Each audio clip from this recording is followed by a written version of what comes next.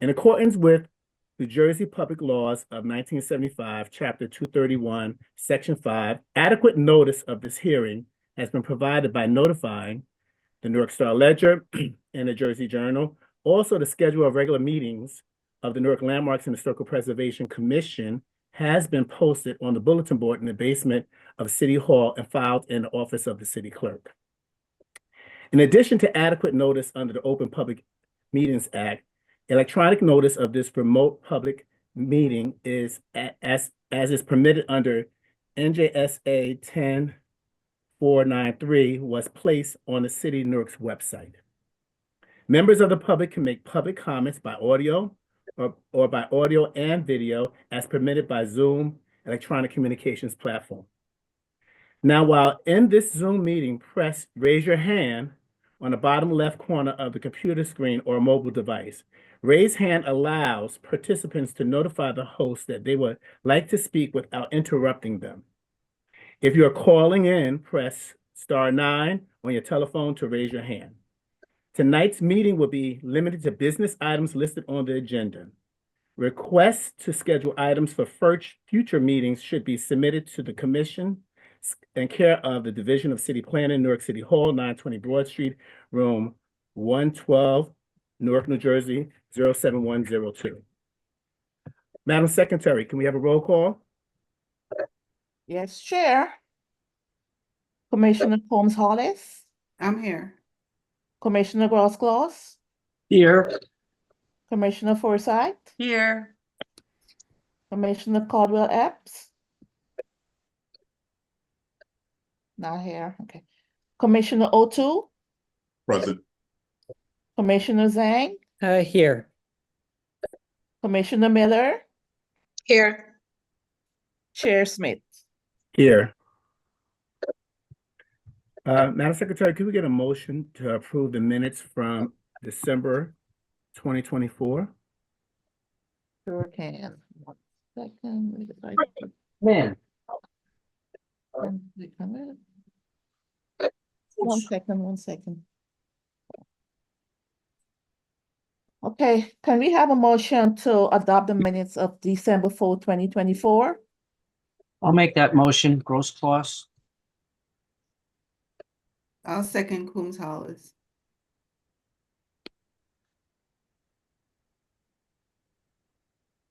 Motion made by Commissioner Gross-Claus, seconded by Commissioner Holmes-Hollis to adopt the minutes of December 4th of 2024.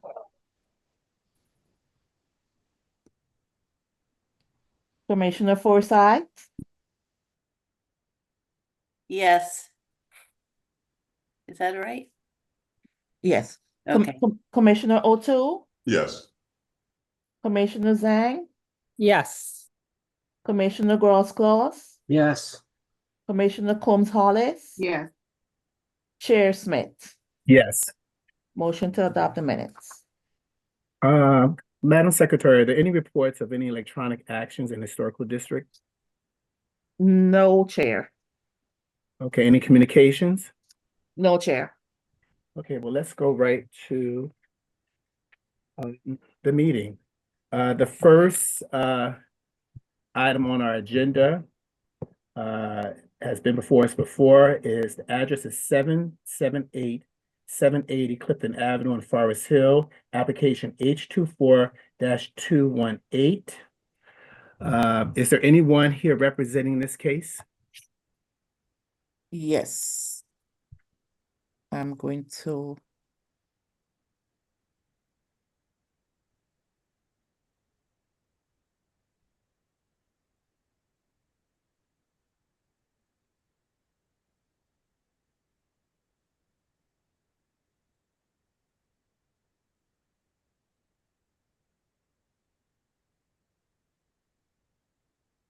Good evening. Good evening. Good evening.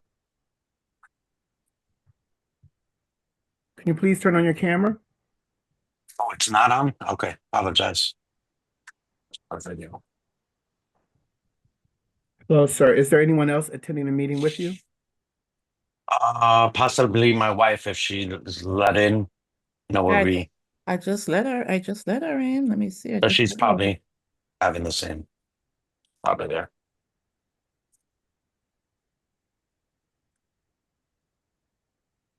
Come on.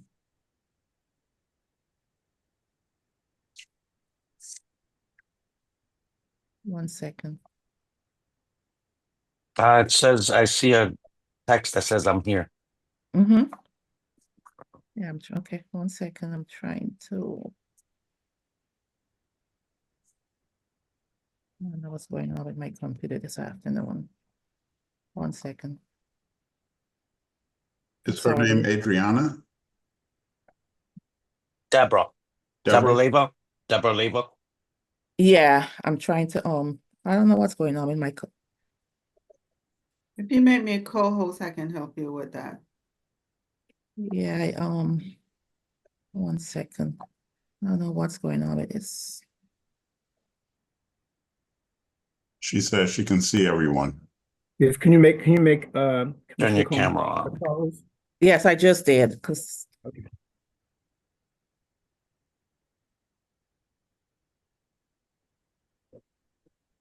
Jackie, I'm, are you able to let them in? Because I don't know what's going on with I'm, this. I'm bringing back, Commissioner Zhang.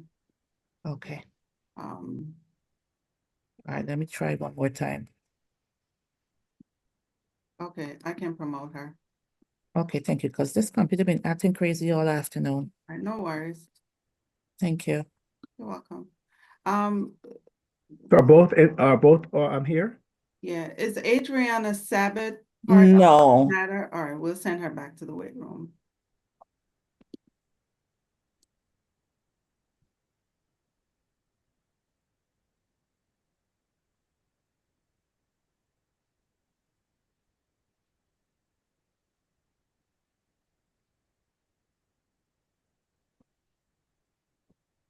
Okay, Mr. Chairman. Okay, we're ready? Okay, so are you ready to start your presentation? Yes, sir.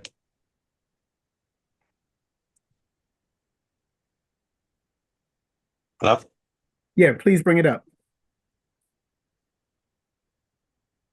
Mr. Chairman, The commissioners, I was gonna say. while let we're me just- doing that, I was just wondering if we can get an indication of those members who were present on the first Yeah, on the commission. so outside of Nakari, Commissioner Miller, I believe everyone here was present, but were you present last year with the first presentation that happened, I think, in October? Yes.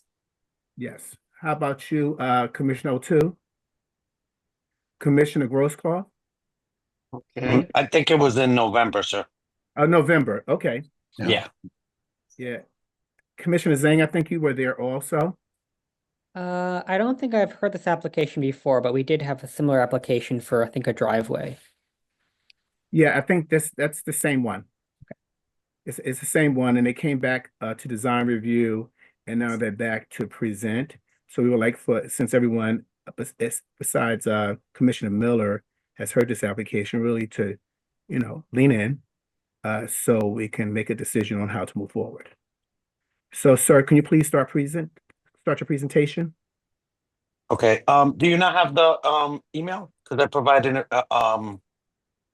I provided plans. I provided like a photo plan of how everything is scheduled. I provided the engineering and architectural plans that you needed as well. I think that's on the agenda. Do you have those on hand to do a screen share? Normally the applicant initiates the presentation. I apologize. Okay. Shape.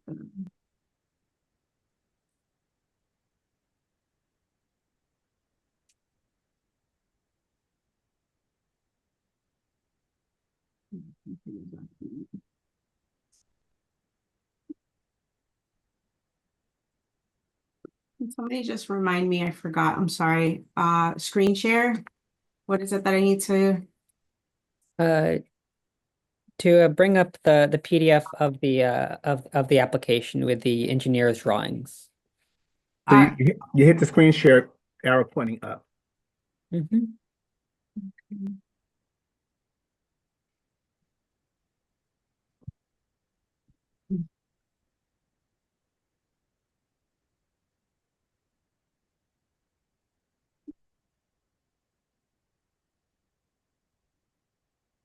Jerry, can you open it in yours? I'll do that right now.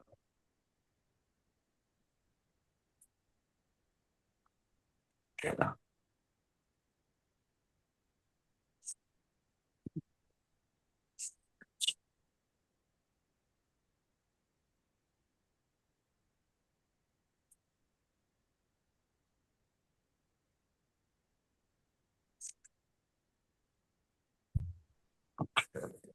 So I'm bringing it up right now.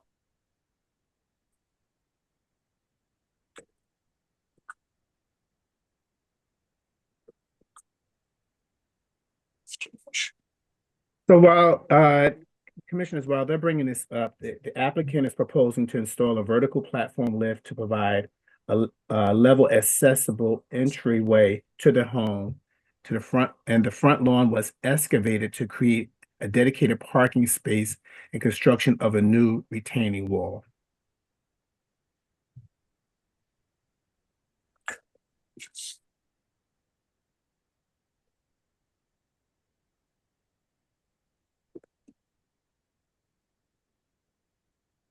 And has the site already been excavated, or have they not yet begun work?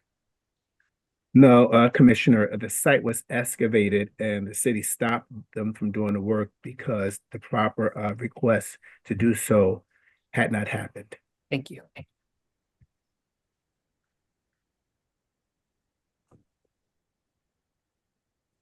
Save it.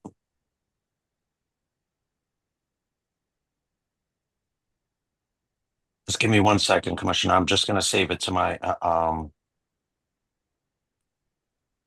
to save it.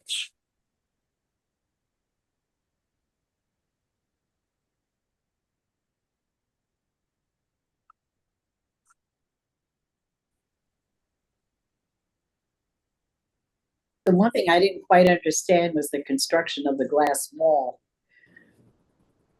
So I'm anxious to see what you have in mind there. Hello, Commissioner Epps, how are you? I'm okay, Anthony. Uh,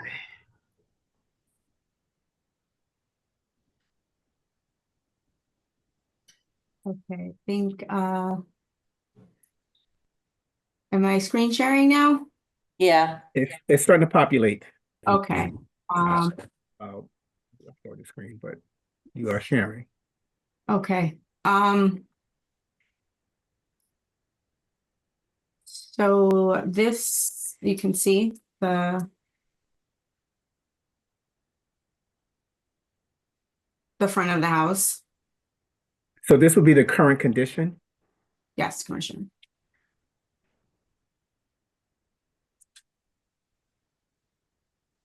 These are the architectural plans. can you zoom in then on them?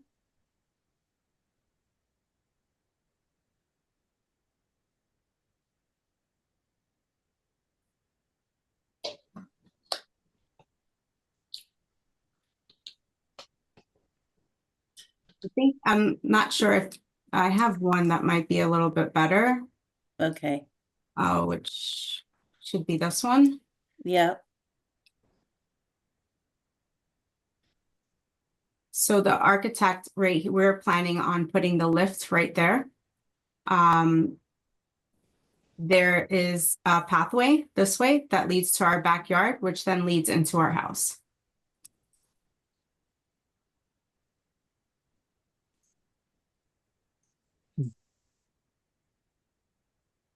The pathway gives me two accessibilities. It gives me to the rear and also to the front of the house as well, through the main entrance.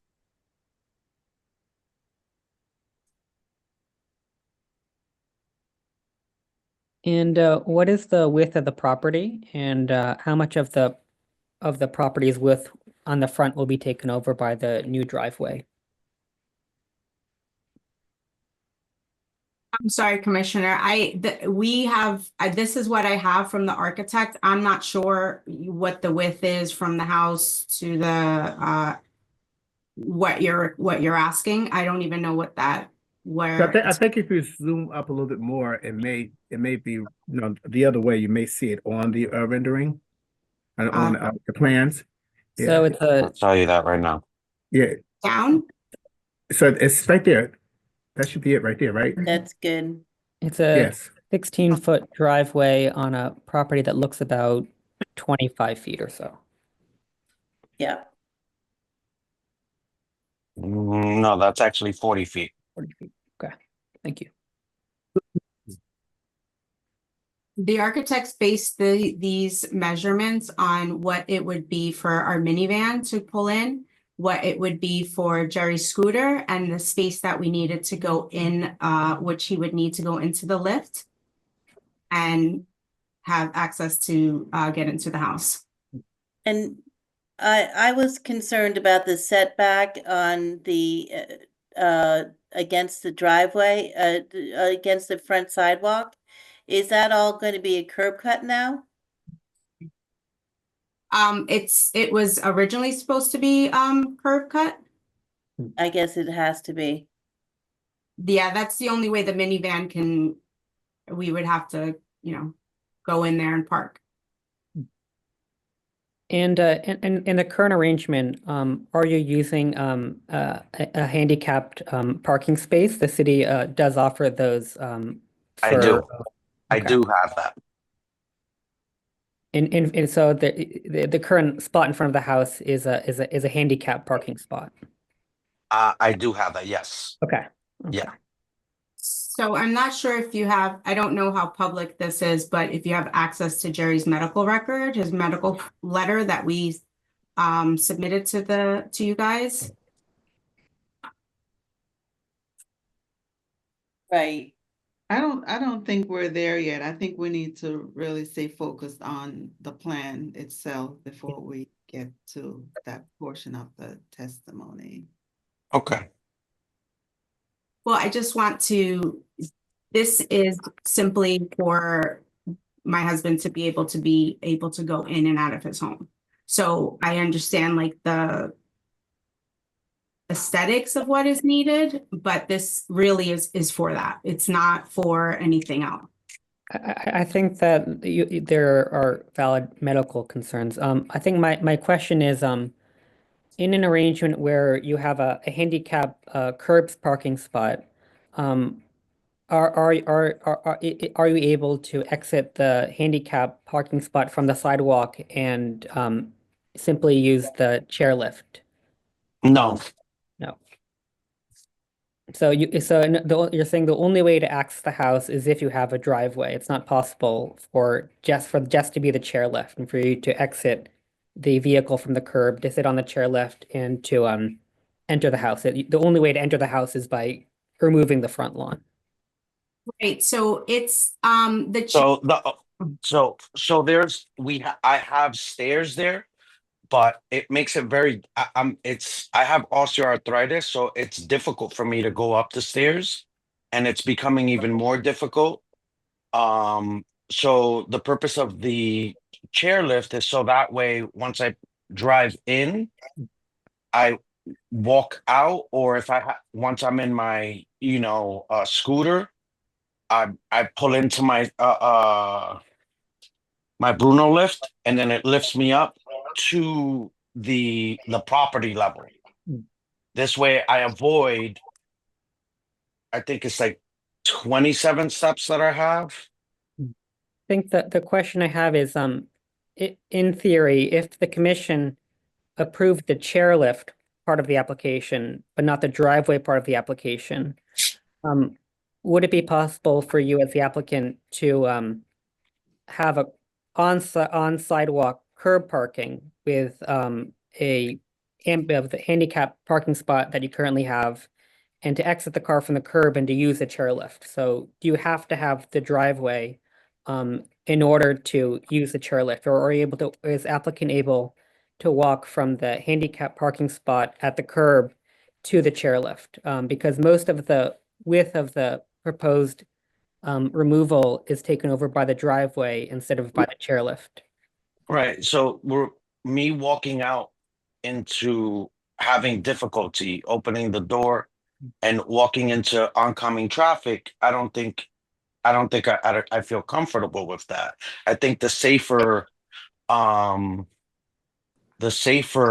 way, which is the whole reason for this, is for me to have my access lift in the rear, so this way when I pull in, I don't have any obstruction, anyone coming along the side. I don't mean I don't mean crossing the lane of traffic. I mean a curb parking spot. So a curb spot in front of the house where the only oncoming traffic is crossing the 4 or 5 foot width of the sidewalk and entering the Bruno lift from that direction. That would allow the applicant to have all the benefits of the Bruno lift and home accessibility without having the aesthetic. But would he have to exit out into the street from the car? Yes. Problem. That's the problem. Yes. The car would pull up to the sidewalk. But he would be on the driver's side. He's not going to exit onto Oh, the driver's sidewalk. side. Okay. Yeah. What do you mean? Am I correct? That's correct, ma'am. Is it- That's what I was trying to say. When I open my door, Right. I'm still stepping out into traffic. So the purpose of the lift being on my left is so that way, when I get out of my car, I don't have someone coming zooming at 100 miles an hour while I'm trying to get in, just get out my vehicle. I understand. So you're driving north up the avenue. Okay. I'm not, that's not northbound, that's southbound.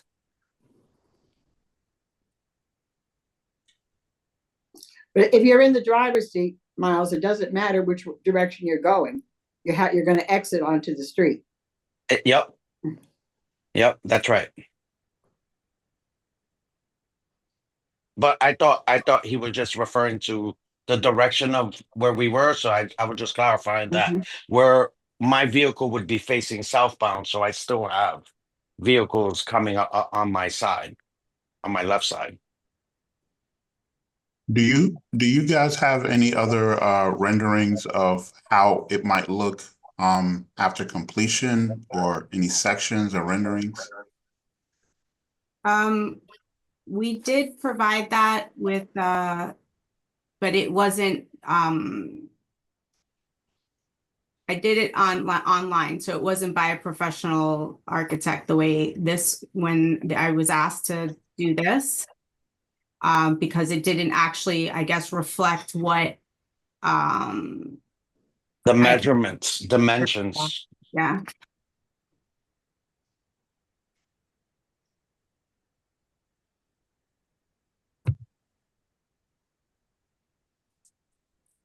What other professional drawings or representations do you have besides this one that we're seeing? We have the full, well, this is the materials that we were gonna use, because I know that that's what Pardon me. last time. Pardon me. So what other drawing could we possibly have? Because if you would have requested that, I would have had it for you. Well, Could I ask a question? It seems as though you had at the very beginning a picture, and it was covered in the front of where the driveway is supposed to be. Can we see what that looks like again? Because that's sort of what we're thinking about, how it's going. Okay, that's what you're looking at right there. Yeah, that's it. That's the one. Yeah, so this is Commissioner Smith. The other picture that they presented in the past was done online. I don't know if it's called Favor, the online Favor. And Favor, so, yeah. but Favor, but it did not necessarily completely represent the dimensions and what everything should be. Do you have that picture so at least they can see what you were attempting to get to? Yeah, I'm gonna see if I can pull that up right now.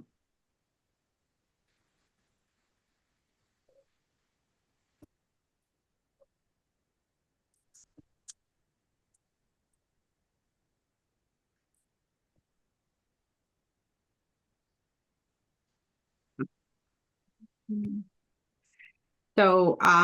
you want the picture of, let's send this. Sorry, just so all the commissioners could be on the same page and seen everything that we've seen in the past. Okay. There you go.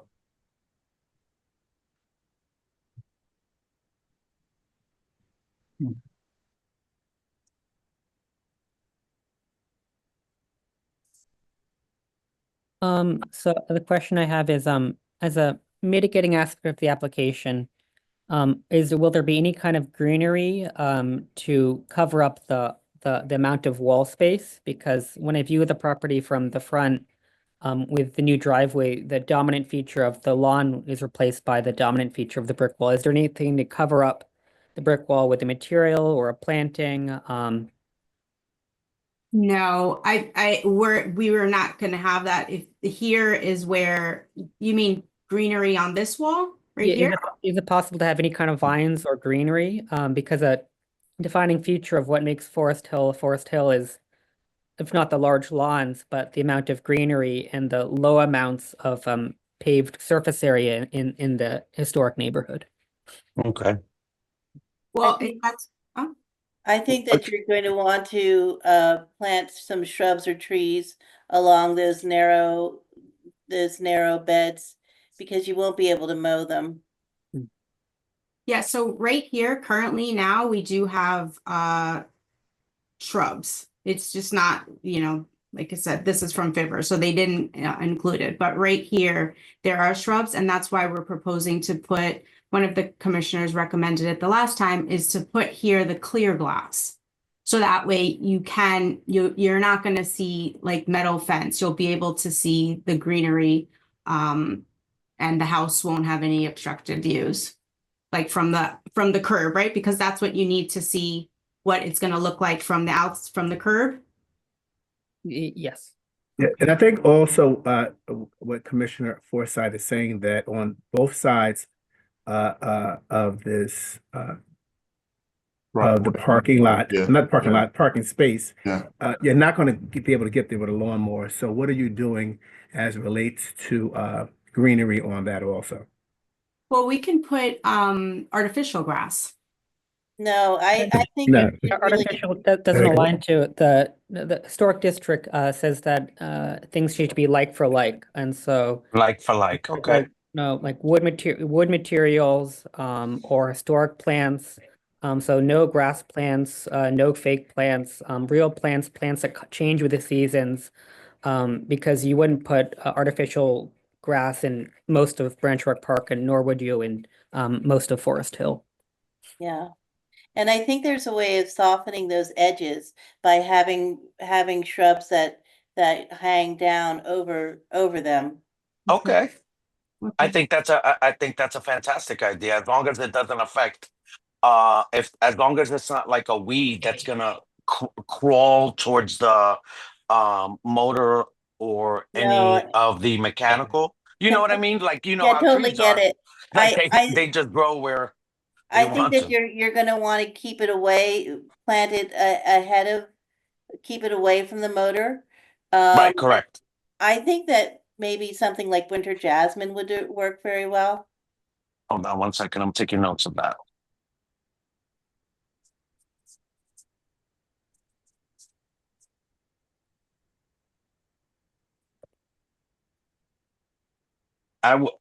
Honestly, I want to keep it as organic as possible. I want to provide it.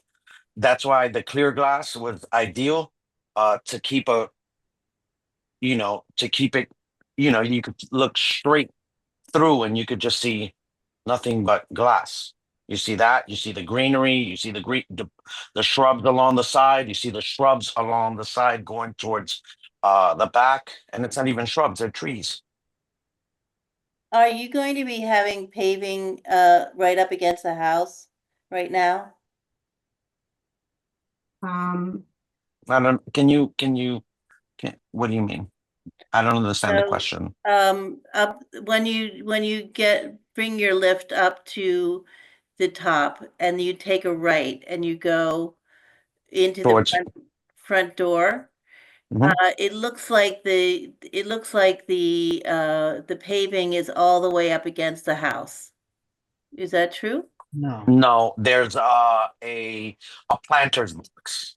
Yeah, right here, it's not, again, the river artist didn't show it, but right here, we do have small pine trees.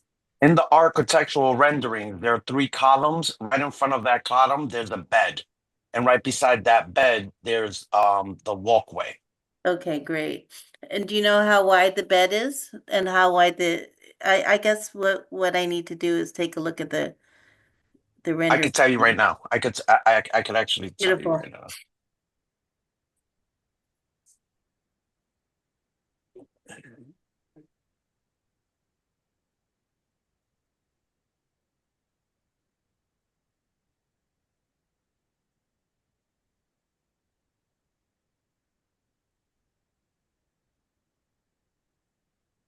I think Commissioner Forsyth raises some valid suggestions. I think because it's a large application, it takes up, 25 or 20 feet off of a 40-foot width of the lot. It really changes the streetscape. So I think that those kinds of mitigating, greenery and other things that kind of make it look smaller than it is, even if it isn't smaller, is really important. Okay. As I look at I walk down the street and there's the application, I think at 4 or 5 doors down that had a curb cut, decades ago, and that curb cut takes the whole width of the property. It really changes the streetscape. So I think that's not so much a good precedent. The neighbor, I think 4 or 5 doors down. Oh, maybe before 5 years, there's and none of these people have handicaps. There has to be 5 on our street. Yeah. So I have it's 4 feet. The walkway is 4 feet and the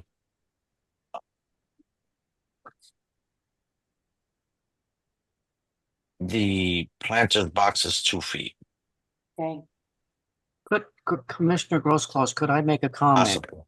The fencing that please. you have above the car, it looks like it would be dangerous if it didn't go from the handrail of the steps over to the fence on the other side. Now, what you could do is if you could get boxes of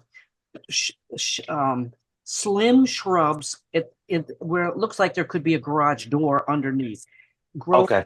and paint the fence green and put green scape behind it or in front of it, depending on what's better. Right. Does that make now- sense? Right now, we do have right here, there is greenscape. So we have the pine trees and I don't know what it's called. It's like a green bushes. So that's why we were proposing the clear fence here as opposed to the metal. Another commissioner actually recommended, I don't think today, the last time. And so we thought that was a great idea. And so we're going to go ahead with that. So the clear fence, this has its own door, so we wouldn't be able to put it there, but there will be here and all along here.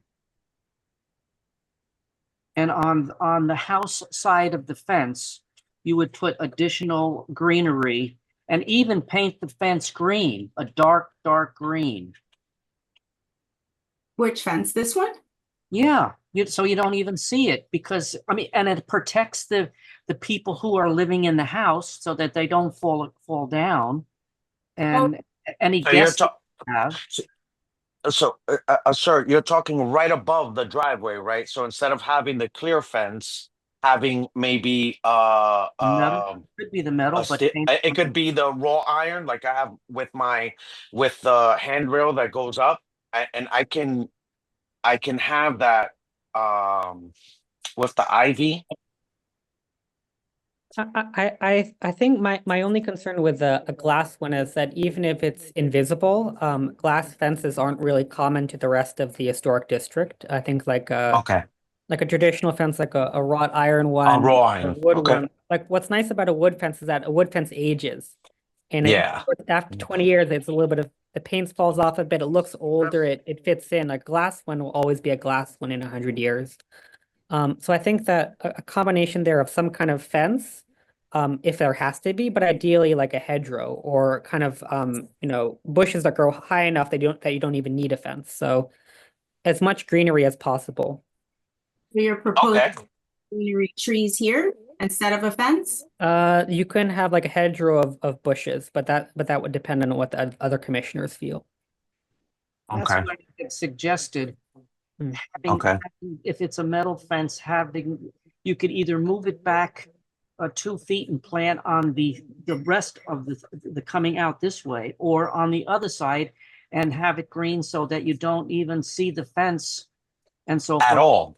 at Yeah, all. And then cover Okay. the space between the end going toward the stairs and the end going toward the fence, because you don't want anybody to fall down there because there are no steps and nothing else there. Somebody could fall down there. That's right.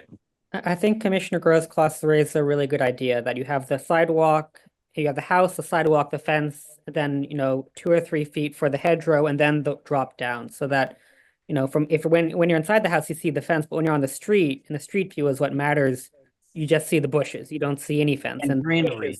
the bushes should cover everything. Well, sir, folks, if you need me to put trees there, I will put trees there. If you need me to put bushes there, I will make sure that I put bushes there. And right behind there, I'll put the raw iron,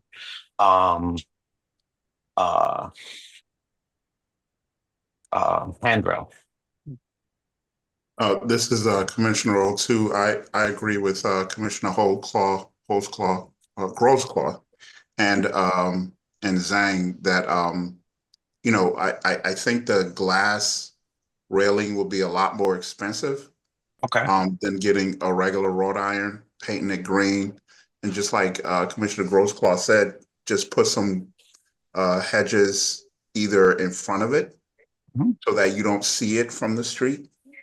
And it'll be a nice green band going across. Again, all the way, because you can't go from the platform straight down to where the side of the driveway is. So Okay. take that all the way out. Again, you paint it green, Okay. and then put the hedges behind it. It'll be a nice green band. And then also, like Commissioner Forsythe said, you can soften up the edges of the driveway by planting plants on that side and letting it fall down. There's some plants that, they kind of lean down, and then, you just trim them, seasonally. I think that'll go a long way into, softening the stonework and Okay. keeping, and it'll actually make your make the facade of your house stand out, because you're actively trying to keep the greenness of your front lawn and also providing what you need to get in and out. So I think an important part of the historic district is that the buildings and the greenery should kind of change colors with the seasons. So things like artificial grass and things like concrete, they're always the same and they're not dynamic materials, but the greenery that changes, that grows, that requires work, I think is not just in keeping with a district, but it's really in keeping with what a community can be. Okay. Well, Commissioner Grosclaw, do you know the Prudential building downtown, don't you? Sir? Yes, I do. Okay, on the Washington Street side wall, they have a wall that could be maybe 30 feet long and maybe 20 feet high or 30 feet high.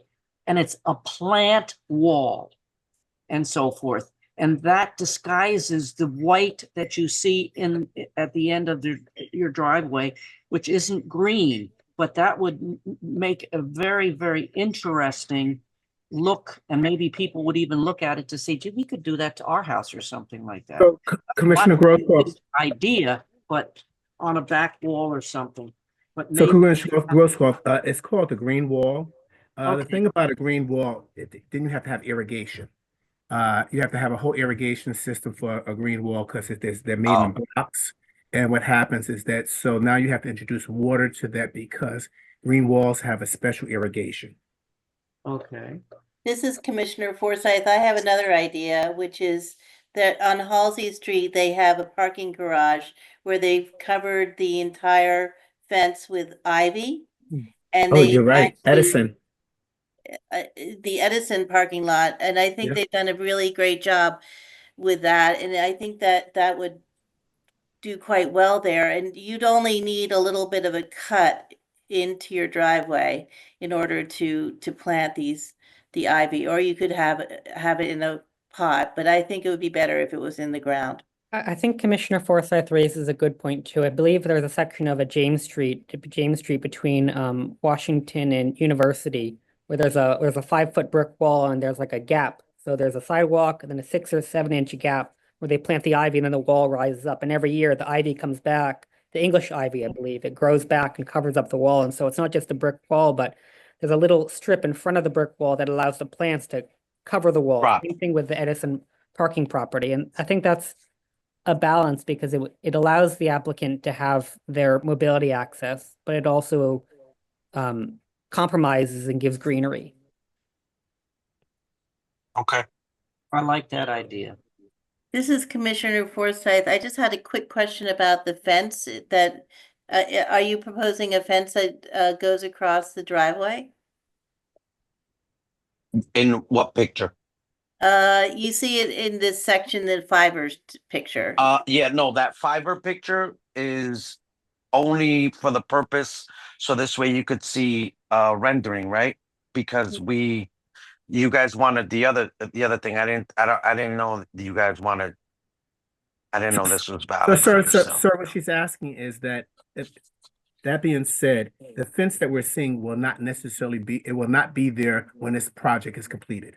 No, No, Okay. That's great. yeah, no.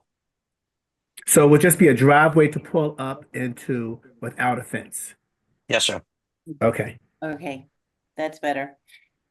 All right, Mr. Chairman, and in the interest of time, I Yeah. just want to see how we can try to wrap this matter. Absolutely. Yeah. Um, So, I'm sorry, there are so Commissioner. many- there Does was- anyone have any more questions? No more questions, but I think that I think we have a few ideas of how to phrase the conditions for the applications.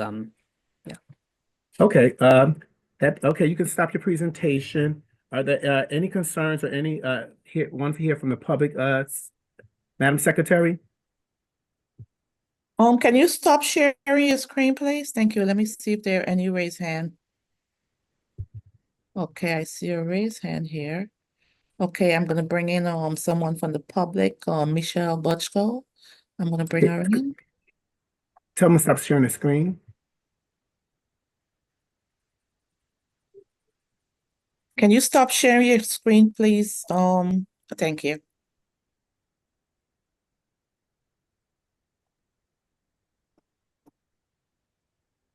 Okay, I don't see the raised hand anymore. Anthony, can you make the announcement again if there anyone from the public? Is there anyone from the public that would like to say anything about this project? Please raise your hand.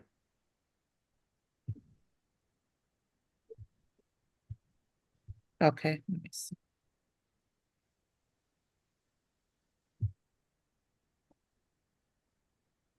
I'm gonna bring her in.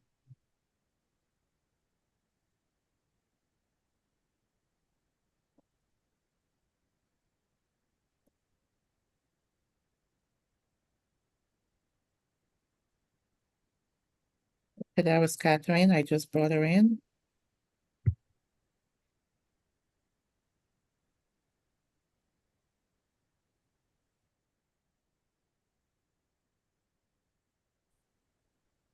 Okay, Catherine is in. Catherine, do you mind unmuting yourself?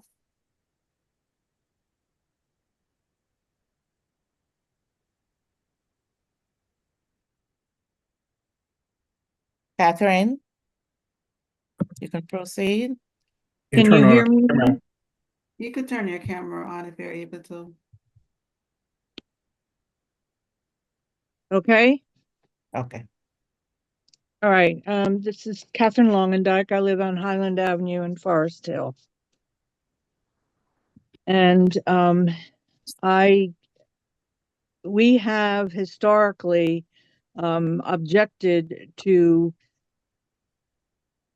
eliminating front lawns. And now, obviously, the homeowners' difficulties can impact this decision, but the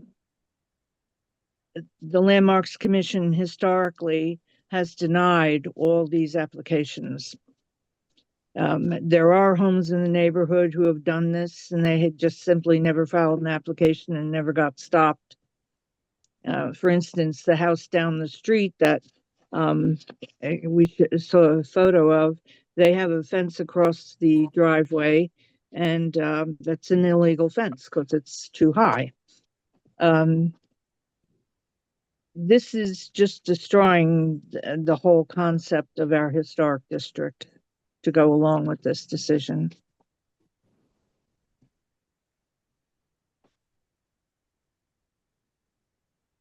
Do we get to reply to that, or? No, I think this is. No, this is, yeah, public this, comment, I'm maybe. sorry, Commissioner, it's just the public, a part of it, so it's just, or anyone in the public who wants to say something, it's not a rebuttal to it. Oh, okay, I'm sorry. Thank you. Thank you. Thank you. Anyone else here from the public to speak on this particular application? I don't see any other raised hand. Okay, so commissioners, is there any commissioner who wants to make a motion to start the vote on this application? Okay, I have Anthony, sorry. Miss Buckto just Michelle Butchko, yes. so I'm gonna bring her in.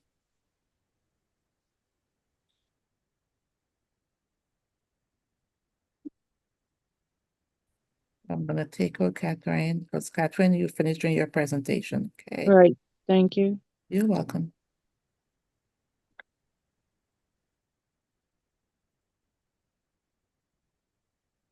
Hello, Michelle Butchko from living on Clifton Avenue, 622 Clifton Avenue, also in the Forest Hill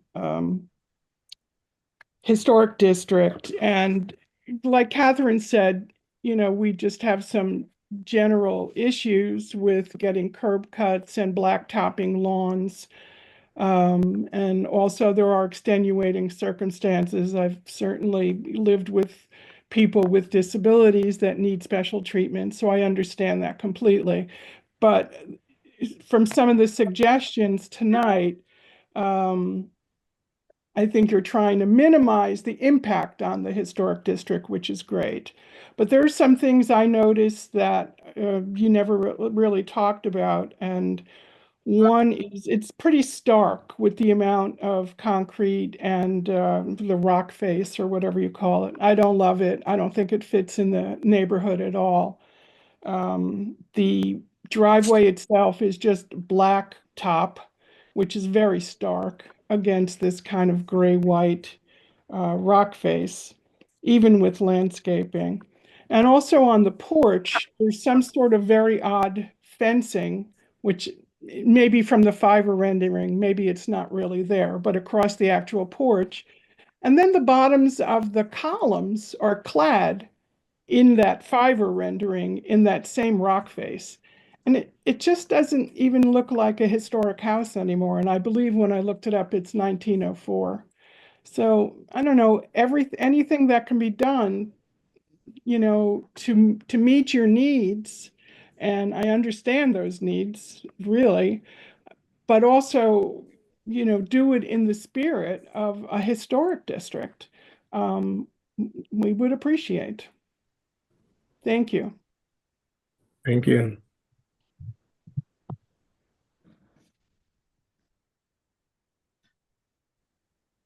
This is Commissioner Forsyth. May I make a comment?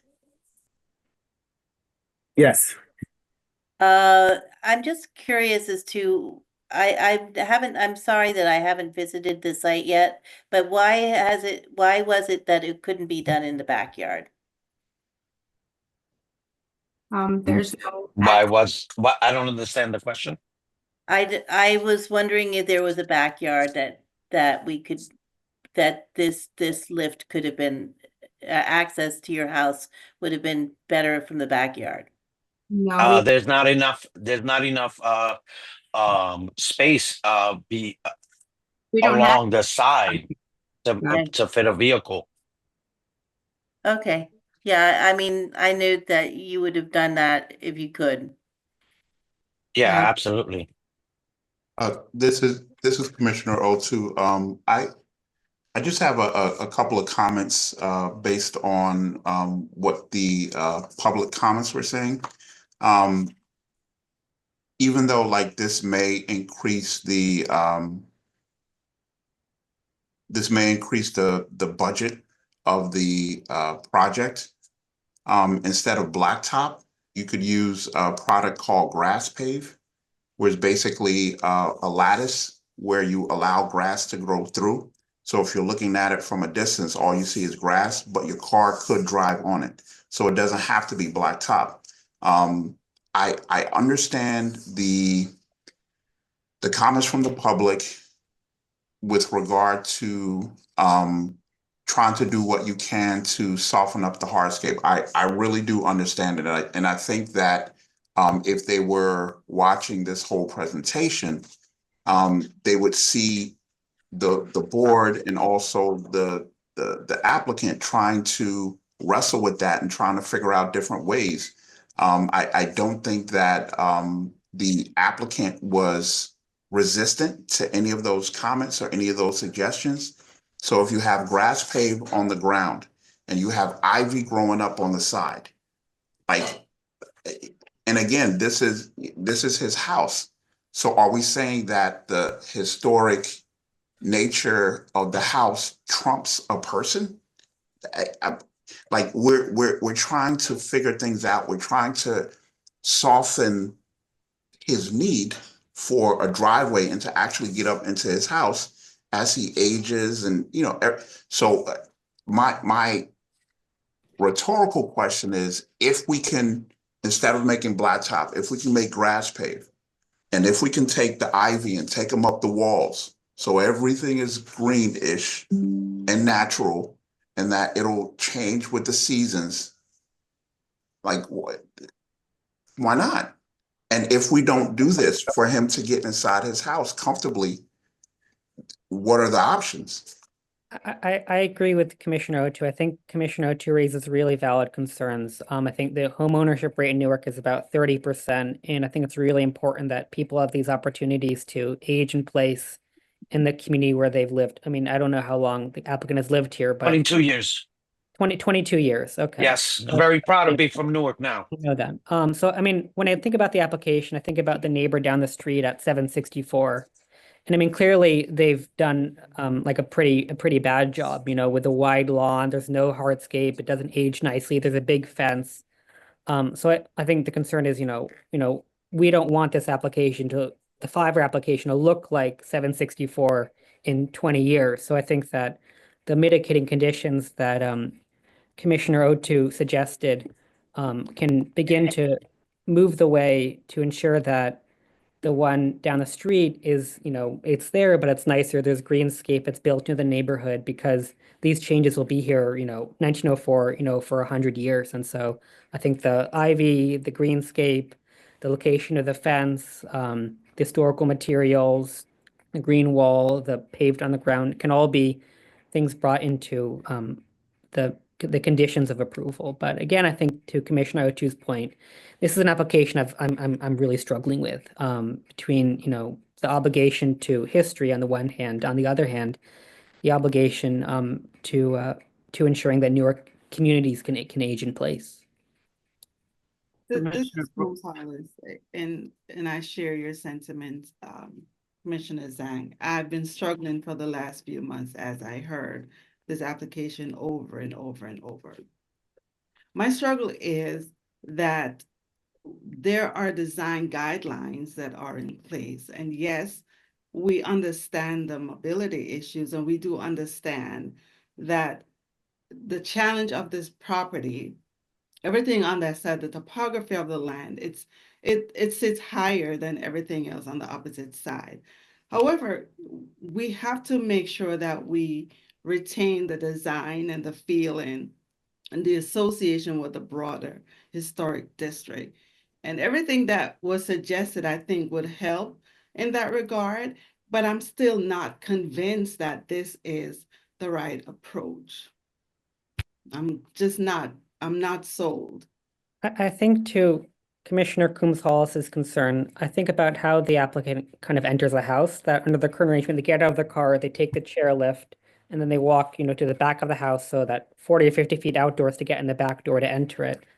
I think back to kind of my initial comment at the beginning of the meeting, of, in theory, is it possible for there just to be the chairlift that takes up 5-foot width out of a 40-foot width, and so the applicant can pull up with the emergency, the wheelchair parking, and park there and walk up the curb and into the chairlift directly. Because I think that the balance there is, on the one hand, the applicant needs to enter the house. On the other hand, the lawn is such an important feature of that 1904 design. So I can see, an application that takes, 5-foot width out of a 40-foot lawn, but the 25-foot width is where I'm beginning to struggle. I've been silent on this issue simply because I have a conflict of interest. I suffer from the same disease, and it doesn't get better. It gets worse. So my position has been, if we don't, what he's asked to do is probably the ultimate of what can be done to make the house accessible for him as the disease progresses. We can offer, park on the street to the chairlift. The thing is that 5 years from now, that might not be an option for him anymore. That he would have to be closer to the house, which is what he's suggesting now. And I go back to Miles's point. This is someone who has been on this property for 22 years in a city that has a very transient population. I think it's within our responsibility to try and make it possible for him and his family to remain on this property for another 22 years if possible.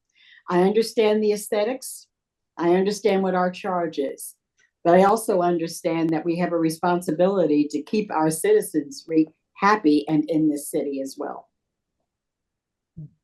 I had to move from James Street because both my husband and I had mobility issues, and there was no room or no space to do anything to make our home accessible.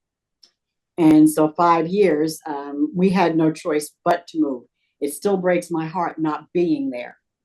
So as I said, I've tried to keep out of this because it's a personal issue for me as well. I think that we came up with some very viable solutions for him that will keep the attractiveness of the integrity of the attractiveness of the home. And I don't know what much more we can suggest for him to do short of moving out of his home. And I would hate to see that happen. Commissioner Gross, can I just ask a question? How have you been getting to your home before this is granted to you? And can you tell me that, how you would get to your house? Up the stairs, sir. Up the stairs. Could you Hello? put any chance a movable chair in that, on that fence line or something like that? And maybe what you do is you have a key at the street level if you're going in, and then the chair would be up. And then when you want to come down, you could take it down because it's right there. And then you'd probably be able to turn the key and have it go back up to the house so that nobody else uses it or nobody tinkers with it. But he would still have to make it from the car to the chair lift. Well, he's still, which he might be able to do now. But this is a progressive kind of disease. well, the only thing I'm thinking is this possibly could lead to other people saying, well, if you could do it for him, how come you can't do it for me? And that's the point. Well, then we face the choice of having people move out of their homes or staying here. I mean, and that's what it comes down to. Yeah. This is Commissioner Commissioner Miller. Miller? Yes, sir. I heard all the comments and I didn't say anything because I wanted to hear the whole presentation. I believe that the suggestions that have been made to make it more green are excellent suggestions. I love the suggestion that was given about the, I had that idea as well about the paving so it could be green, or the lattice bricks that I put so it could be green instead of being asphalt. But the situation, like Commissioner Vasco mentioned, and also the two resident from the area mentioned, Landmark has never done this before.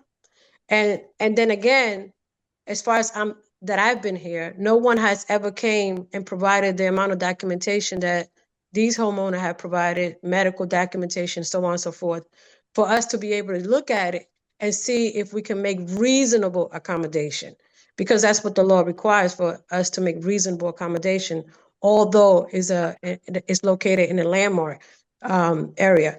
The characteristic of the house itself is not being affected. Yeah, the lawn is being somehow modified, but we as commissioner are trying our best to make it work not only for the neighborhood, for the historical preservation, but also we're trying to do our best so it can also look nice for all the other neighbors. We're trying to make suggestions that will make it more green. And it's not to say that other people may not try this, but then again, you have to have, I mean, like I said, these individuals provide a medical record, right? And we are not police, but what we can see is, and based on all the comments, is this is a progressive situation. And by us even sitting here as commissioners and taking into consideration somebody's disability, I don't have that problem. You know, I don't understand it, but we have one of the commissioners that understand it. She spoke about how it works. And so, you know, as you get older, things do happen in life. And we believe that the laws are there in place, but we also have a responsibility to make reasonable accommodation for those in the neighborhoods that we are protecting. And so if the people are showing documentation, if they work with us to try to make it a place where, you know, it's going to be a win-win situation for the neighborhood, then I don't see why our commission cannot make a change, since we never done it before. So that's all I have to say. So this is Commissioner Smith. I've listened to everyone's remarks also, and I know that this has never been done, but I think that because we have an aged community, also that some things just be case by case basis, and we have to make a decision as we go. So I think that if there aren't any other comments around this, do I have any commissioners that would like to make a motion to move this? So moved. No, before you do that, Chairman Smith, there were a number of conditions or Yeah. comments, and I think I'd like to hear what those are before I can comfortable vote. Sure, Commissioner Gonzalez. So I think the person who probably, if Zane is here. I'm here, yes. Yeah, because can you maybe go over all of the conditions? Let me that was suggested. try to think back to the conditions of approval. This will take a moment.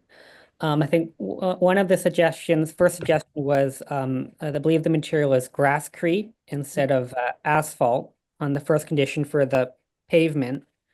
I think another second suggestion was that for a distance of about 6 inches between the retaining wall and the beginning of the grasscrete, there is a kind of a moat, you could call it, or a dirt moat.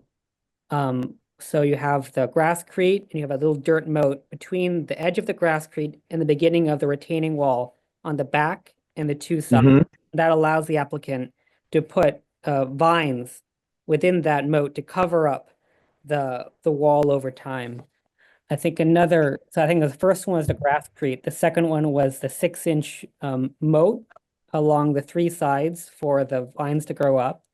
I think a third condition was no artificial grass. And so I think Commissioner Forsyth suggested one species called like winter jasmine, for That's right. winter jasmine for like for either, so you have the vines, and then either side above, on top of the retaining walls, you have like 3 or 4 feet. So instead of grass there, which is really difficult to mow, it'll just become weeds. You can have winter jasmine. And then I think a fourth condition is, I believe that the commission had reservations about a glass wall at the top. And so they suggested at the top, you have the house. In front of the house, you have the sidewalk, and then in either a wood fence or a wrought iron fence. Okay. And then in front of that wrought iron fence, you have opportunities for like a hedgerow or some kinds of bushes. So I think those are the 4 ones. So the grasscrete, the 6 Grass Street is a driveway, right? driveway, yeah, the grasscrete for the driveway, the 6-inch width for the vines at the edge of the driveway, the 6-inch width for a dirt planters to go up. The And then there is the extension of the fence to the fence on the left and to the handrail to the right. So in Yeah. other words, nobody can fall off that wall. yes, That's The right. other, But it's, And it looks like it's about 2 feet or 3 feet. and that fence is only at the top of the property. It's not at Yeah. the street level. Yes. The The- presented plans, I think someone left a chat in the comment. Yeah. The yeah, presented. the other That's was on the about bottom. not having a fence in front of the driveway. Yes, I was gonna say that. Mhm. Yeah. Okay. I also just want to just mention one thing, which is the type of stone that you've chosen is a very mechanical looking stone, and you may want to go to some place like a brain stone or someplace like that where they have a variety of different sizes and they have a tumbled edge. So it just is a cue to care. You know, it shows that you're trying to maintain a kind of historical feel to this space. Okay. Is it possible to name the type of material for the retaining wall as one of the conditions? Do we know the type of brand? It's a Cambridge stone Okay, that I was thinking of. okay, so it's called, Cambridge Stone is the brand name. Yeah, it's a company, and then they have tons of different types of wall stones that you can. Okay, I think I don't want to specify exactly what kind of stone to use, but I think a tumbled stone that has a variety of sizes would be better.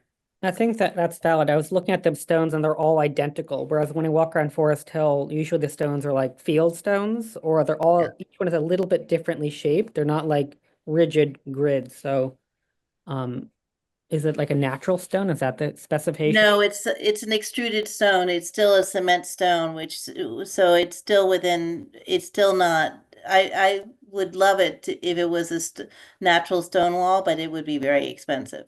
Yeah, exactly. I would love a natural stone wall as well. But what commissioners, will you guys will you take this suggestion?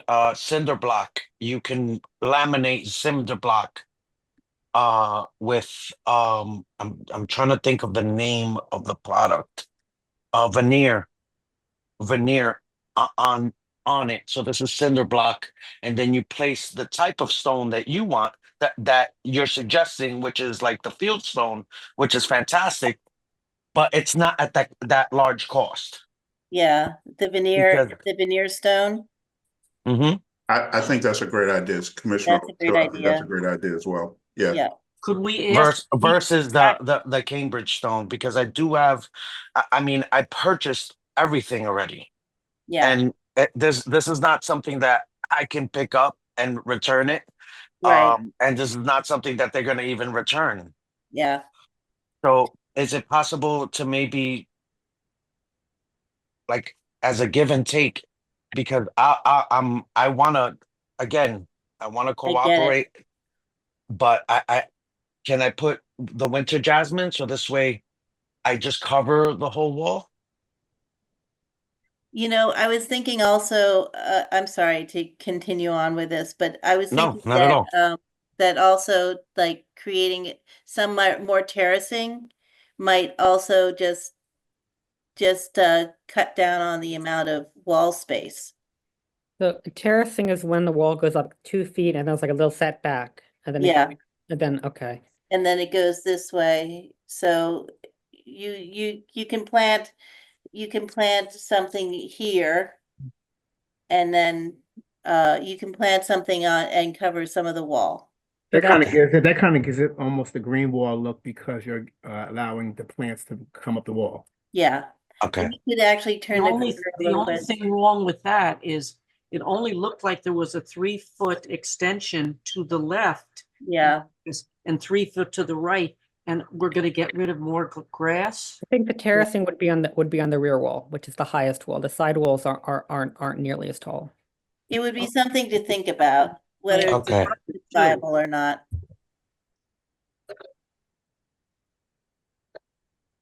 Okay. So I think That's a so I lot of think I it's a lot heard of conditions. at least seven. Yeah. Seven conditions / suggestions that will make it more appealing and satisfying for the Forest Hill Historical District. So there are conditions, Mr. Chairman, and then there may be 2 suggestions, but they're absolute conditions that has to go with this matter. Yes. So there's 5 conditions, Yes. which is the grass, crete, I think is the dirt moth, you said, right? Yeah, the dirt moat. I don't know the Yeah. architectural term for it, but we'll call it a moat. Okay. I heard the winter jasmine and vines that would be cascading down to give still the greenery. The wood or an iron fence at the top that goes all the way across, and no fence at all in front of the driveway. Yeah, and the iron fence is set back from the top of the wall, so you can put the hedges in front. Understood. And the suggestions He were required to come back to the commission, design and review. Maybe the next one, if he could have that copied and given to us and so forth, so that we can see that it's going to be appropriate. What do you think, Anthony? so That takes another month. Well, Yeah. it could take 3 weeks till the next. But if they come back with This man is having difficulty getting in and out of his home. I think that we should do whatever we can. I'm not saying don't review it, but I'm saying let's do whatever we can do to make his ability to get in and out of his house as quickly as possible. This is So I think that in the past, I'm sorry, go ahead, Commissioner Combs. This is exactly what we've been doing for the last several months. We've spent today now an hour going over this application. So we've done everything that we Can do. Yeah. So And I appreciate that. Yeah. I want to say that I appreciate that, commissioners, for taking the time to, But this help is me. thank you. This is going to be my last point, and for the members of the public as well. Ignorance of the law is not an excuse. You really do need to have gone to City Hall and pull the appropriate permits before doing the work. Because now we're into this phase where we kind of feel obligated to grant the approval. And it's not a good space, Mr. Chairman, not a good space for me as a commissioner. I'm only one vote, but it's not a good space to be in, to feel forced to grant an approval in this regard. But thank you for Yes. I think we've made great strides, and I think that we've put some conditions on the record that I'm comfortable with, and seconding the motion that's already on the table. Okay. I believe Commissioner Gonzalez. last month we had an application, and afterwards the applicant just forwarded us the updated site plans, and Kevlin shared those with us. That was in Week, and Yeah. that was to my mind that was sufficient. Yeah. And so I'm glad you brought that up, Commissioner. So I think that if we move on, we got a motion and we got a second motion. I think that just providing us with the site plans with the conditions included in it would suffice. Yes. And if Okay, those can we- updated site plans haven't met the conditions, we can signal that by written communication, but it will. Yeah. Madam Secretary? Okay, can we do the motion again, please? And can we, whoever is making this motion, can they read the conditions into the motion, please? Because I don't think like we really had a full motion just now. Okay, a motion to approve, what is the application number? The application number is H24 H24-218. A motion to approve H24-218 with the following conditions. Firstly, grasscrete for the driveway. Secondly, a 6-inch moat along the sides of the driveway. Thirdly, a winter jasmine on either side of the retaining wall on top. Fourthly, a fence at the top of the wall out of not out of glass, out of Raw iron wrought iron or Wood. or with wood. with the hedges in front of that fence. And I think it goes without saying there will be no fence. There will be no fence at street level. And I think Commissioner Forsyth suggested a terrace midway up the rear wall. A tumbled edge. Tumbled edge, yes. Okay, does that summarize everything? I believe so. Okay, thank you. No fence, Did he miss anything? no driveway fence. No driveway fence. He said I that. think he said that, yeah. Yeah. Okay. So, Commissioner Combs House, would you second again? Yes, I'll second that. So we have a second, Madam Secretary? Yes, yes, sir. Motion made by Commissioner Zhang, seconded by Commissioner Combs Hollis to approve the application with conditions. Commissioner Grosclaus, Yes. Commissioner Miller, Yes. Commissioner Forsyth, Yes. Commissioner Caldwell Epps, Yes, Commissioner O'Toole, Yes. Commissioner Combs Hollis, Yes, Commissioner Zhang, Yes. Chair Smith. Yes. Motion carry 8 in favor, 0 opposed.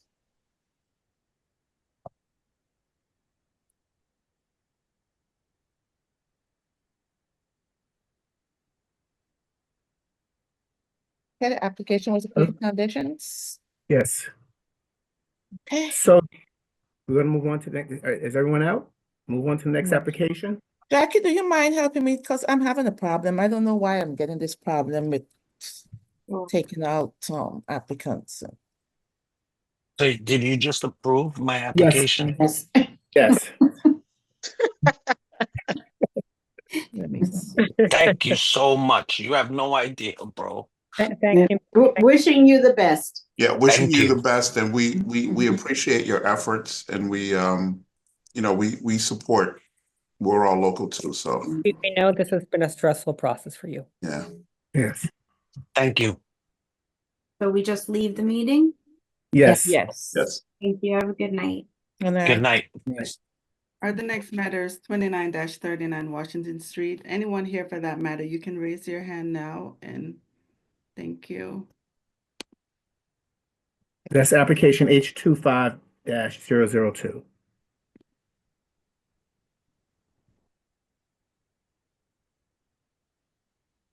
Okay, I'm gonna try to see if okay. It's working, it's working. I'll be recusing myself from this application because I live across the street from the project. So I'll be heading out of the meeting, but I think we're in good hands with quorum. Thank you. Thank All you. right. Thank you, Commissioner. Thank you. Have a good night. All right. Good night, thank you. I think we, This is the audible application. Good evening, commissioners. My name is Jennifer Mazaway. I'm an attorney with K&L Gates in Newark. I'm here this evening on behalf of Audible. And we have several people that have been promoted as panelists. And just in case commissioners have questions that A few of us can't answer, so we wanted to make sure we had a full complement of folks here today. Can you let us know who they are? Yes, of course. And as you mentioned, Chair, this is H25-002, 33 Washington Street. We have with us this evening from Audible, we have Aisha Glover, who's our Global Head of Urban Innovation with Audible. We also have Scott Stelling with us, who's a Senior Project Manager at Audible. We also have with us this evening, and the person that'll lead our presentation, David Lusberg from Arterial, who's our landscape architect for the project. And we also have Jesse Summers from Arterial as well, and Nina Cook-John, who's the overall site architect for our project. I'd like to, with the commission's okay, I'd like to just turn it over briefly to Aisha to say a few words before we ask Mr. Lusberg to. Have all of them been let in? Oh, I see Aisha. Okay. I see Dave. Yes. Okay. So everybody's here that needs to be. Okay. And we're excited to talk to you about our plans. Go ahead, Aisha. Thank you. Thank you, Jen, and good evening, commissioners. My name is Aisha Glover, as Jen said. I lead all of our global economic and social impact work for Audible, and I just want to quickly thank the commission. I said to Jen, like, not being overly formal, but want to make sure that we recognize everything that you have done and supported and given us really valuable feedback from the last time we were here, feedback and guidance, I should say. From the first time that we came before you to present the initial concept for this project. So if you recall, along with your feedback, we incorporated the original architect's intent of this space, given that the building, obviously is in the historic district. So very briefly, and then I'll turn it over to David, want to give some additional context on this project.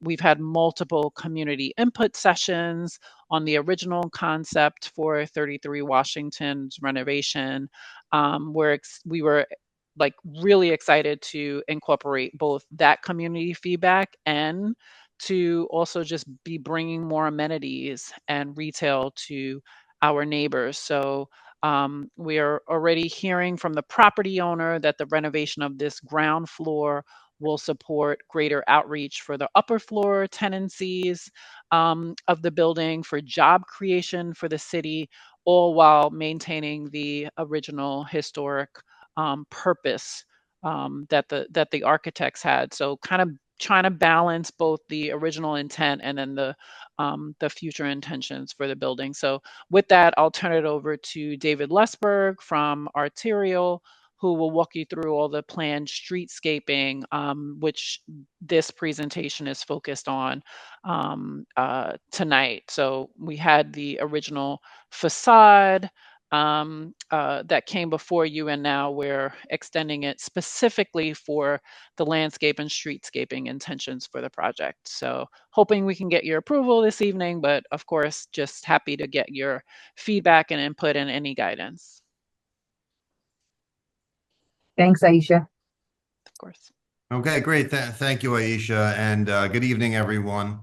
Thank you for your time tonight. My name is Dave Lusberg. I'm an urban designer and landscape architect with a company called Arterial. We're located in Montclair. I'm the owner of the company.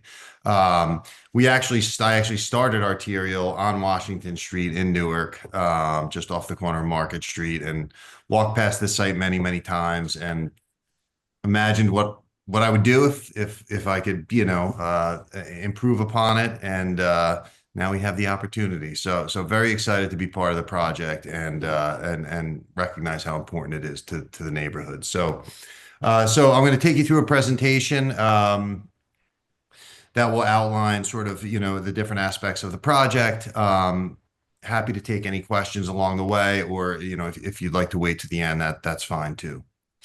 This is Commissioner Miller. Before you move forward, the member of your project, and I don't know if you guys did you guys meet with the James Street Association? We initially met with the James Street Association for the main design of the project. We incorporated some of that initial feedback into both the facade design and broader design. We haven't met with them again specifically for the streetscaping, but yes, we initially met with the James Street Association and have ongoing outreach and engagement since we've been activating all of the neighborhoods since the original approval. Okay, thank you. Thank you. Okay, so first, I'm just going to show some images of the sort of pre-construction condition at the site. So the upper left, that's right at the corner of Washington and James Street. So you remember these planters that used to be there, the large white planters that occupied kind of a majority of the sidewalk there. Here's just a closer view of those planters and sort of the spacing between those planters and the face of the building. The lower left is James Street looking towards Tubman Square.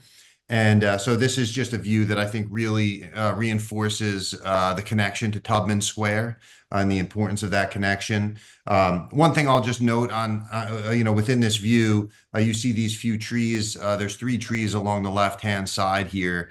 Those trees have been removed since this photo was taken, mainly because the condition of the trees, they just weren't in good condition, and but they will be replaced as part of this project. So all 3 of those trees that were removed will be replaced as part of the project. Then on the lower right here, this is the adjacent the space adjacent to 33 Washington that really today is inaccessible, but it does connect back to the parking lot. And I'll show you that this space we're proposing to turn into a pedestrian alley to improve the connection from the parking lot out to Washington Street. So when we started the project, there's really 3 main goals that we wanted to achieve. The first goal was to celebrate and reinforce the modern architecture and the historic integrity of the building itself. And we can do that through the paving and through the arrangement of the materials to sort of reinforce the character of the building. Next, we wanted to really create an engaging and transparent ground floor, which you've seen the architectural improvements already. So really, whatever we did at the ground floor, we wanted to reinforce everything being done through the renovation to really activate that ground floor and create an active corner here. And finally, to create connections to the various adjacencies, right? So one of the most important connections, across Washington Street to Tubman Square, physical and visual connection to sort of make this feel like almost like an extension of the park. The connection along James Street to the James Street neighborhood and, creating a nice pedestrian and visual connection there. And then finally, the connection to the rear of the site, really to create a more permeable situation here so that people can circulate back to the parking lot and out to Washington Street. So I'll start there. I'm gonna sort of dive into each of these areas of the site as we move through. So the primary areas, this alley connection from Washington Street back to the parking. The frontage along Washington Street, obviously very important. We have a new plaza and this arcade space that sort of sits under the building, sort of at the entrance to the building, and then the James Street streetscape. So I'll sort of go through each of those. So starting with the alley, really the idea is to take that alley that you saw in that photo, make it much more sort of activated and aesthetically appropriate, and create a clear, comfortable pedestrian connection back to the parking lot. And the goal is to give the opportunity to activate this alley as well. So there may be the opportunity, if a restaurant sort of takes space inside the building, to be able to put some seating outside the building, in the alley, not unlike how you would do, for street front cafe seating, etc. So to really activate that alley. So next, I'll zoom in a little closer view of the plaza that's fronting on Washington Street. So The first thing that I'll point out here is that the entire plaza and the streetscape itself was laid out to reinforce the architecture of the building. So you can see the cadence of the columns here that work their way along the ground floor. The cadence of the plaza reinforces that architecture. So the centerpiece of which is this central plaza, which aligns with the vestibule of the building here. So this creates a sort of indoor-outdoor plaza space, right? So it's a space that's out on the street, but also spills sort of into the building. And it's our understanding that that was one of the characteristics of Welton Beckett's architecture, was creating that indoor-outdoor feel and that activated ground floor. That plaza will be flanked on either side with these landscaped and seating pockets here. So each of these areas are flanked on either side with a bench, with a concrete seat wall that has a wood top that aligns with the architecture of the building. Then there's a small seating pocket here that will be decomposed granite, which is a compacted granite. And then a planting bed to the left of that to kind of soften that.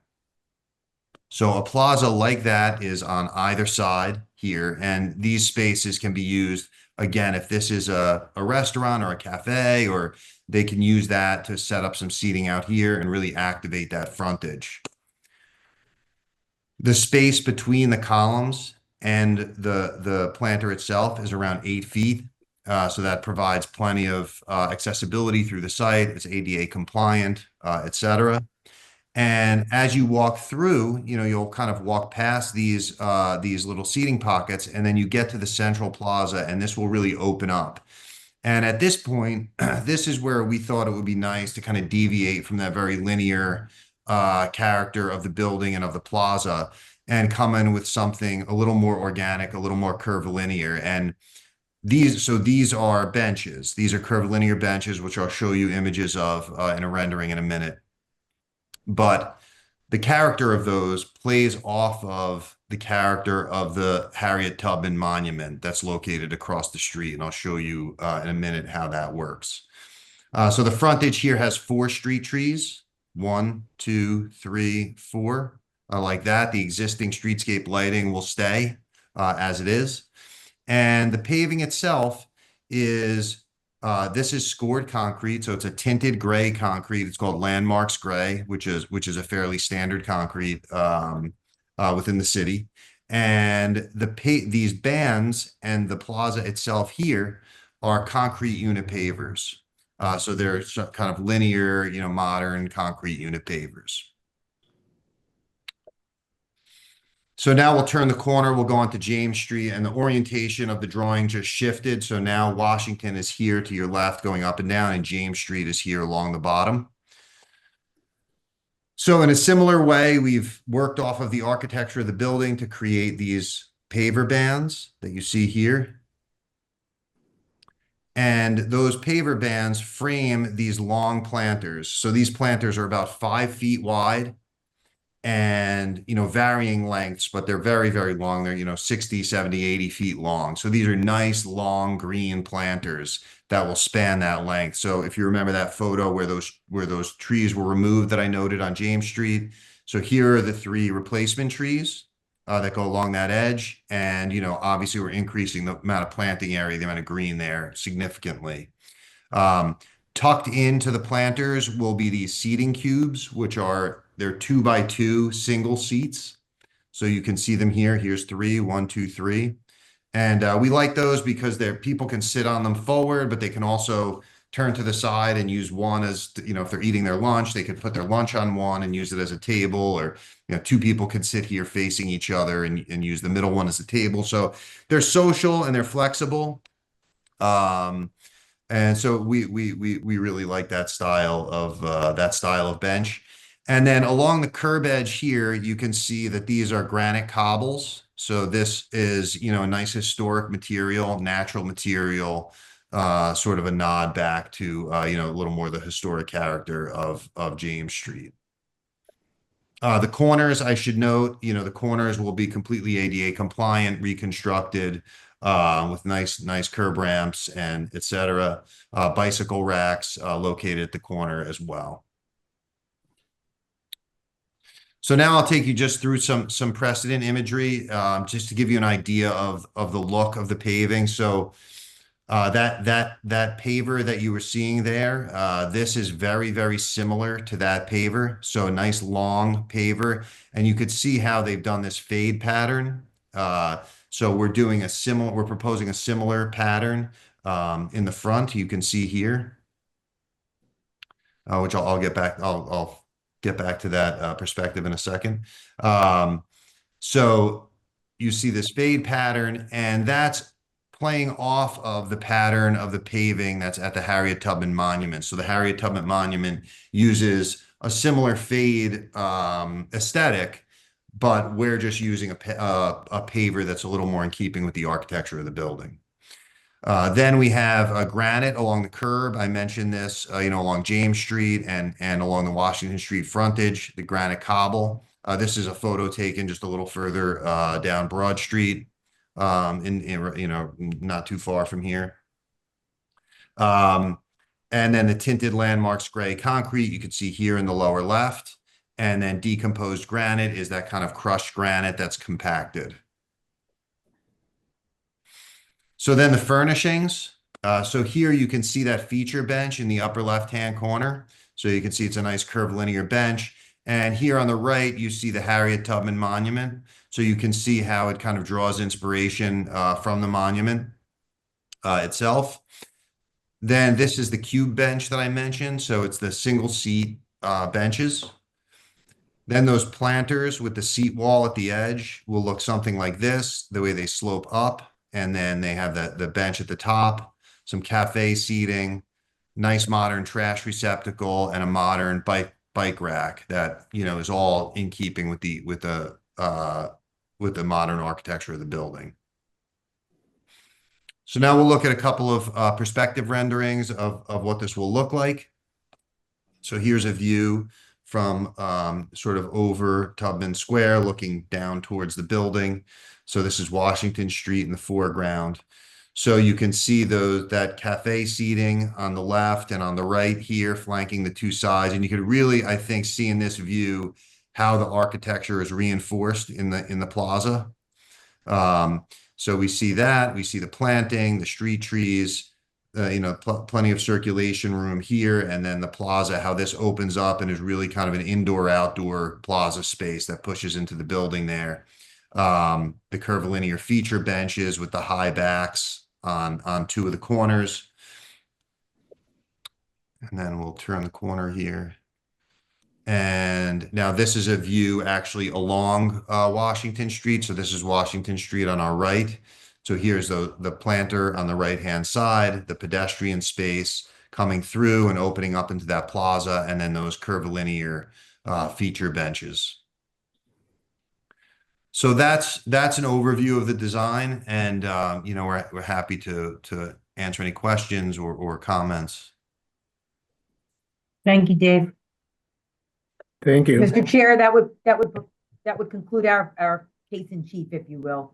Okay, so you can take your presentation down, and I'm going to now move to the commissioners. Commissioners, do anyone have any questions about this presentation?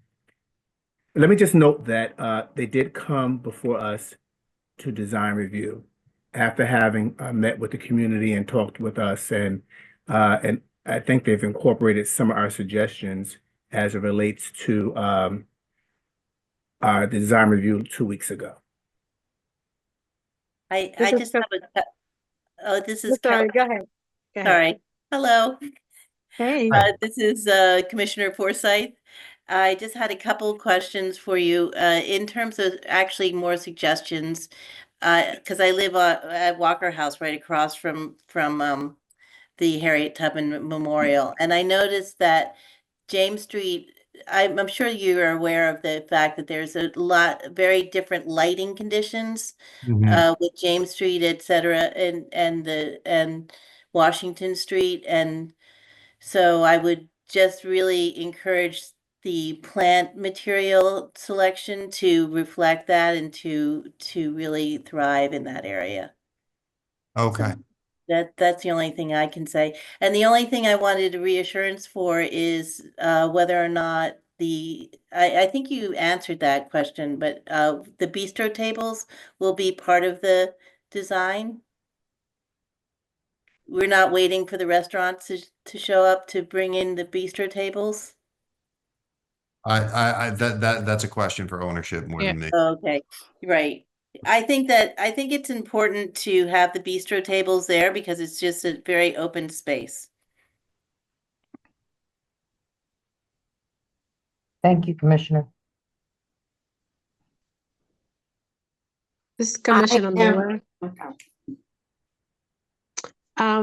If you go back to the picture, I think the one that you're showing the trees in the front, one of them underneath the tree, it was all black.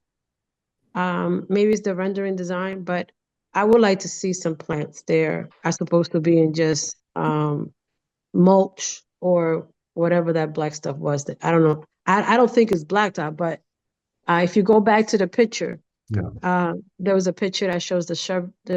Would you like me to share that again? Trees. Yeah, you can. Yeah, Dave, Just I so- think it's the just so we Washington enlargement plan is what I think the commissioner's looking at, and it may be the pavers. No, it was the one that shows the trees in the front, and it shows that it was black. Well, under the tree, it was just dark black.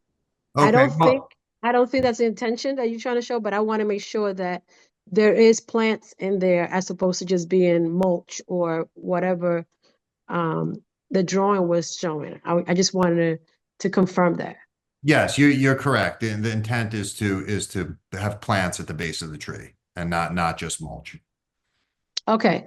My other question is, I see a lot of cement or pavers in the picture. The entry of the building, I would like to see on both sides some shrubbery. You can create like a small, maybe small shrub greenery around the edges of the front. If you go back to showing an aerial from the top, if you look at the entrance of the building, yes, okay. Right where it says decorative pavers, that wall right there, and the wall opposite from it, I think that should reflect some type of greenery because it feels like it's just so much pavers or concrete, whatever you want to call it, that is kind of taken away from having that greenery reflects on the project. So I would like to see that in the design. I think it will make the design better. Okay. Yeah, no, I appreciate that feedback, Commissioner, and Audible will definitely address that with Arterial. I do just want to make a quick comment that this is substantially larger amount of greenery that currently exists. So there are only 2 planters there right now. So the kind of 2 beds that you see on Washington and all the additional beds on James, there's a significantly larger amount of greenery than what currently exists. We can definitely explore adding additional planters on both of the sides that you just noted, but I did just want to make that quick call out. I appreciate it. I just think that it looks such a nice. I see a lot of things that have changed in your design with regard to what's there now and what you intending to put there. But I think that just looking at it from how much the pavers, the space that is taken up, and we have that space that's empty, there's nothing there. I think that it will look better if you have some greenery on those 2 walls. Got it. Thank you for that. This is Commissioner O2. I'm kind of in alignment with what Commissioner Miller. Even if you had just a row of potted plants, just to add some more greenery, because it kind of takes, like, if you're looking at it right now, it goes from a combination of hardscape and greenery to just like hardscape, like right under the building, and it'll be a better transition, I think, to have some, like she said, if you have some greenery on the edges. And again, it doesn't have to be 12 trees. It could be, small potted plants to say, okay, we're transitioning now. So that's my only. That's good feedback. Thank you both. I also just want to note that the reason that there isn't a substantial amount of greenery under there is that this portion is underneath the is set back under the building. So we can definitely look at it and see what we can work in there that works in that kind of condition, in that sort of low light condition. This is Gonzalez. Thank you, Mr. Luxberg. I think when you came to design review, the sentiments with the commission at the time was that this was a great improvement to the district, and I think that you guys did an amazing job with improving the streetscape will help what you have proposed. So, given the feedback that you've gotten from the two commissioners, if there's any opportunity to do additional, certainly that would help, but I'm happy with the design as is. Thank you. Good Thank you, evening. Commissioner. I'm, as some of you, this is Commissioner Caldwell Epps. I have a comment and a question. First of all, thanks to Audible for what you've done in the whole James Street area district. I was one of the first residents there when the renewal started. I think there were 3 houses that were occupied. When I moved in on that block, we were real urban pioneers, and it's really come a long way.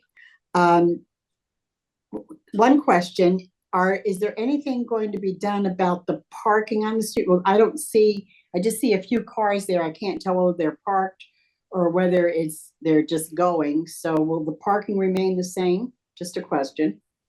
Yes, we're not proposing to remove any of the existing parking or to change. We had initially thought of curb cutouts and all this, but we decided to keep as is to allow for the flow to the neighborhood and accessibility for our neighbors. So everything is staying as is. Good. That would have been in keeping. It's a highly trafficked area and a very mobile area. As far as the space underneath the building, I'm wondering if you considered something other than plants that might be there, because I don't know how anything's going to grow. It's shady underneath there. But markings of some kind. It's an educational area district. You've already got Tubman going on across the street. I'm not talking about anything as significant as that, but maybe sculpture. You've got the art museum right next door, or something in keeping with that spirit of it being an educational and an arts district you might want to consider. Thank you so much for that comment, Commissioner. We did not look at that for exterior, but actually in the middle court, when you enter the building, we're anticipating activations, extending the Newark Artist Collaboration, which is all of the public art installations that are in our shared neighborhood, right? So we want the middle area of the court space to really be an opportunity for some of those activations and installations, though we haven't envisioned that for this smaller area. We have like streetscape, and then we're kind of treating this as the entrance and potential some overflow space if there's an anchor restaurant, but some of that artist collaboration work and sculptures and installations would actually be in the interior. Thank you. Thank you. So are there any more questions from our commissioners? I had a quick question. This is Kelly, Commissioner Forsyth. Is there going to be any type of irrigation or watering source for these beautiful planters? That is a good question. I forget if were we going with irrigation on this? We did not, just for cost. So I don't know if the commissioners are aware, but we actually subsidize the Newark Downtown District for all the planters in our neighborhood. So as you're probably aware, there's external irrigation, and so they kind of go around the neighborhood. We'll likely seek something similar for this, as it's already part of our cost, and outside of what any of the business owners or property owners in the neighborhood pay for. We do it actually throughout our neighborhood where we subsidize that cost. So it's likely that we're going to extend that to these additions. Well, that's wonderful. Thank you. Thank you. So, if we don't have any more questions from the commissioners, do we have, Madam Secretary, is there anyone here from the public? You can take your presentation Dave, down. you can stop sharing. See, is there any raised hand? No, Chair, I don't see any raised hand. Okay. So this is Commissioner Smith. I just want to say that from the design review to now, I am in concert with Commissioner Combs-Hollis. You guys have did a great job. It's going to be exciting to be walking down there and making it walkable around the James Street area, and also the inside under that building where it'd be a flex space for programming. It just really lightens up that area and connects it to the museum. So, and one thing that's real special for me is your connection to the Harriet Tubman Monument. To pull it across the street really brings balance to the project. That being said, is there any commissioners that who would like to make a motion to move on voting on this project? So moved. Okay, so we have. Who made Someone say who made the It's motion? it's Linda. One sec. Can you state your name, please, when you're making the I'm motion? sorry, I always forget. It's Commissioner Caldwell Epps. Okay. Commissioner O2 seconds. The recommendations that were done, I would put in it as stipulations in the approval. And they are Conditions? the conditions? I have asked originally about having some greenery in front, the two parallel walls that are going into the building.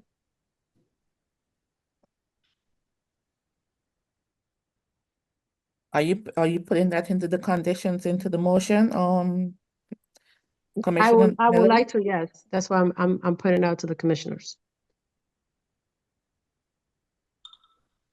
Do we have I to just start really over again? question if something can grow back there. It's kind of dark. I don't. Yeah, I wasn't, not sure I support the condition of adding the additional greenery. Not sure it's necessary in that space, but I'm, whatever the commission, and the applicant would agree to, but I'm not. I mean, when they came to design review, I think we were comfortable with the presentation as is.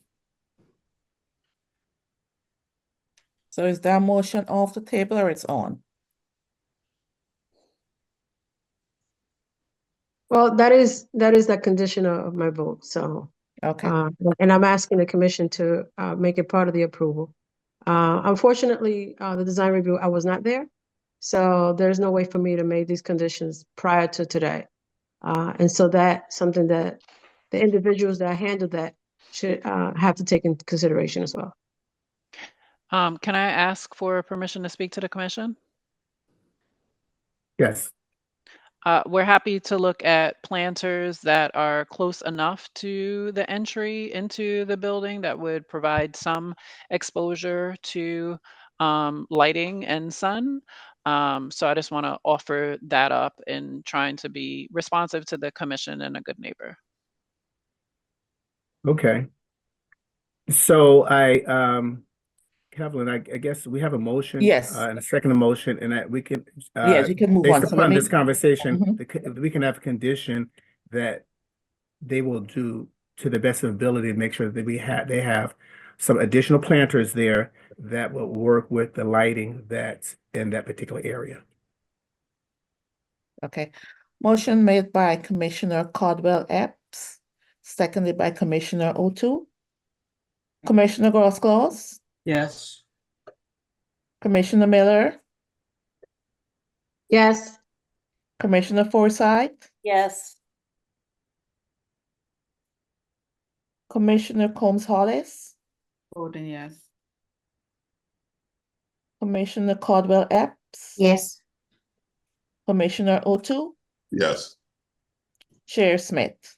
Yes. Motion carried, 7 in favor, 0 opposed.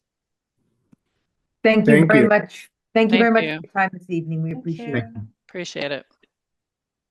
Thank you. Bye-bye. Thank you. Make sure to send us pictures. We'd love to see this. So the next application up is 86-88 Chancellor Avenue, the Weequahic area, application H25-006. Is there someone here representing that application?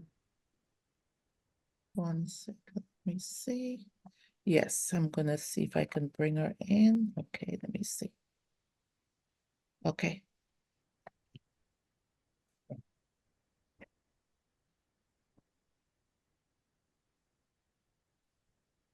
I just let her in. Good evening, ladies and gentlemen. Good evening. My name is Vivian Sessoms, and I'm the owner of the property at 86-80 Chancellor Avenue. I went before you in the preliminary hearings. I showed you the door that I would recommend to the buyer to use, which I have again here for your approval. And also I have some pictures of the windows that were purchased. I don't have all of them as there are many, but I have a few different sizes. I'm just downloading them right now because they were just sent to me 2 minutes ago.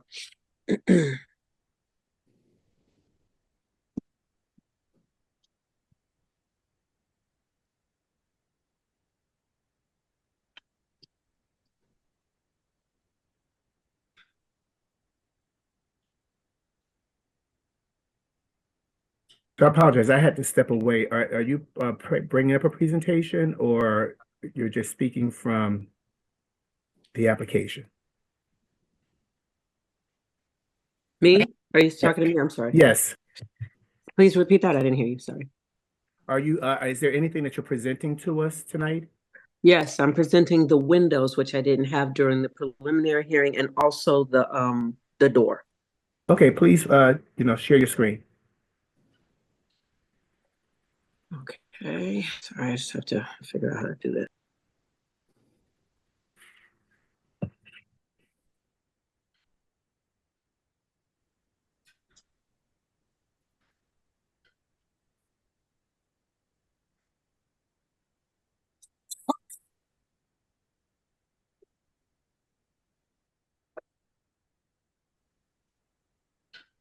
So these are the transom windows. These are some of the other static windows. There are some more. Hold on 1 second. Let me just see if I can access them.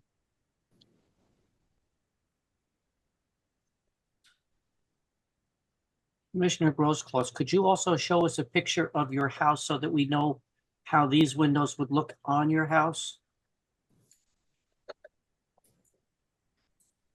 Yes.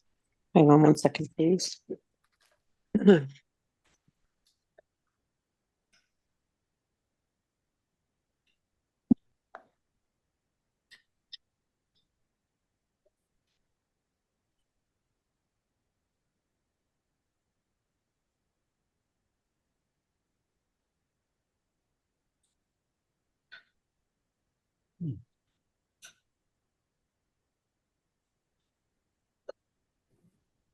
These are additional windows.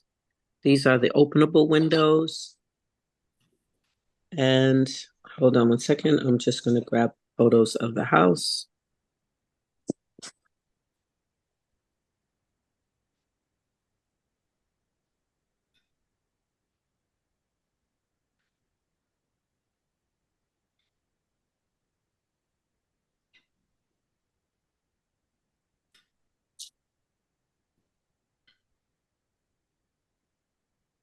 By the way, this is the door you last approved.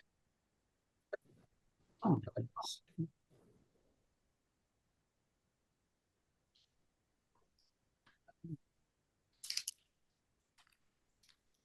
My apologies. I thought the photos would have been available to you, but they're close by.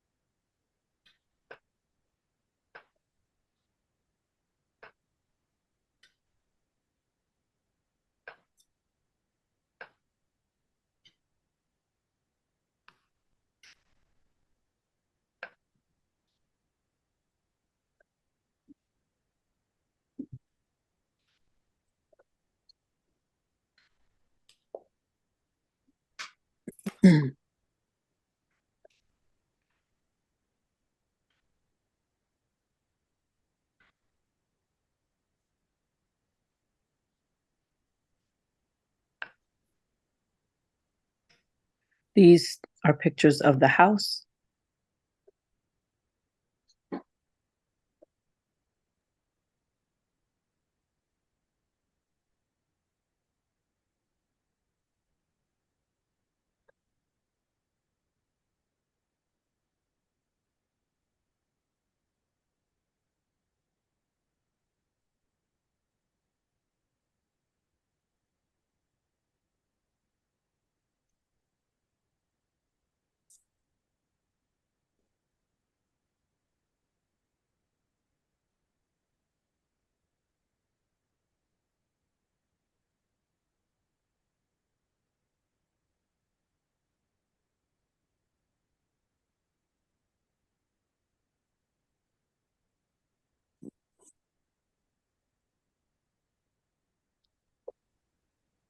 So if I just may just add, just to kind of move this along. So Ms. Sessions came before us several months ago in 2024 about this particular property that she invested in several years ago. That was formerly, I think, a doctor's office. She came before the commission because she wanted to do some changes to it and was denied the permission to do the changes. She's before us with the windows and the doors being approved because she's also moving to sell the property as is. Now, Ms. Sessions, did I capture that correctly? Yes, Commissioner, yes, you did. Okay. So, Commissioner Grosskopf, do you have any questions? I know you started off with wanting to see the home. I think that she could continue and then we'll make our minds up. Okay, great. Ms. Sessions, is there any more left to your presentation? No,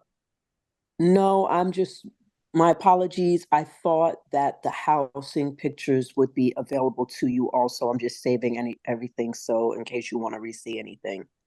Okay. But if you have questions for me, I am prepared. So Chairman Smith, just the only thing that the commission is looking at today is windows and And the doors. There's no addition plan. No. So just the windows and the front door is what we're looking at. That's it.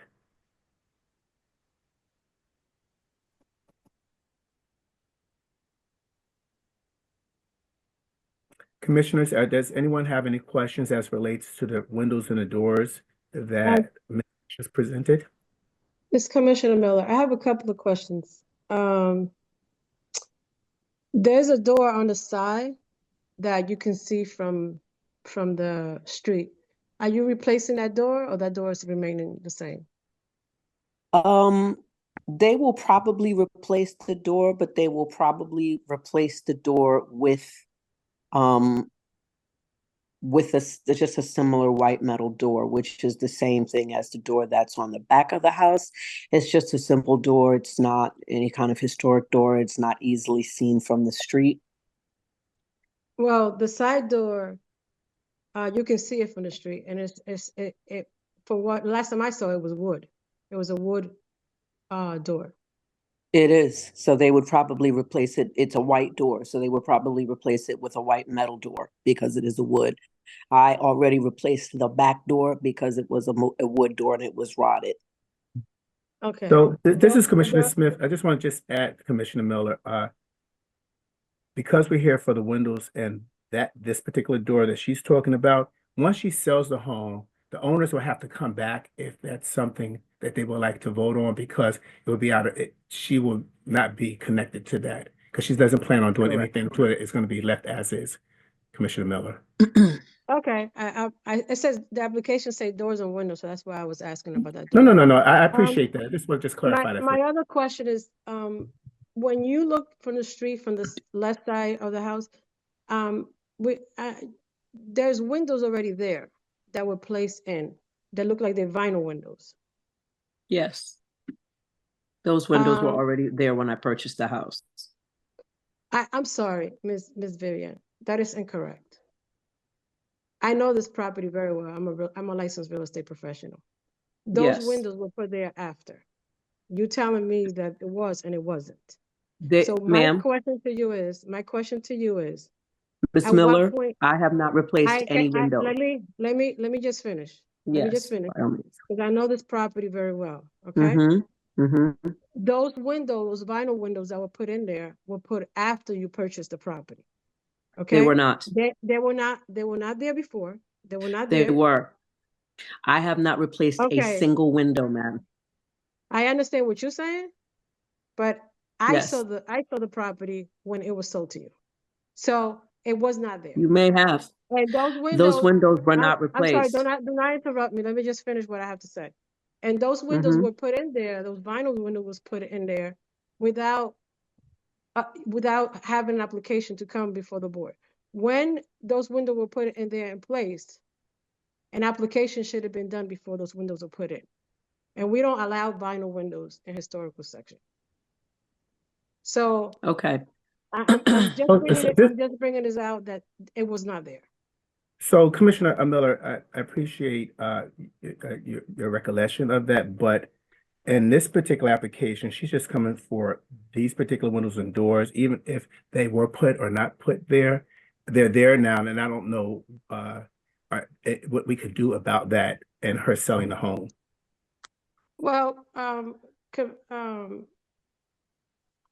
what I am trying to explain here is that she's coming to us to replace the windows.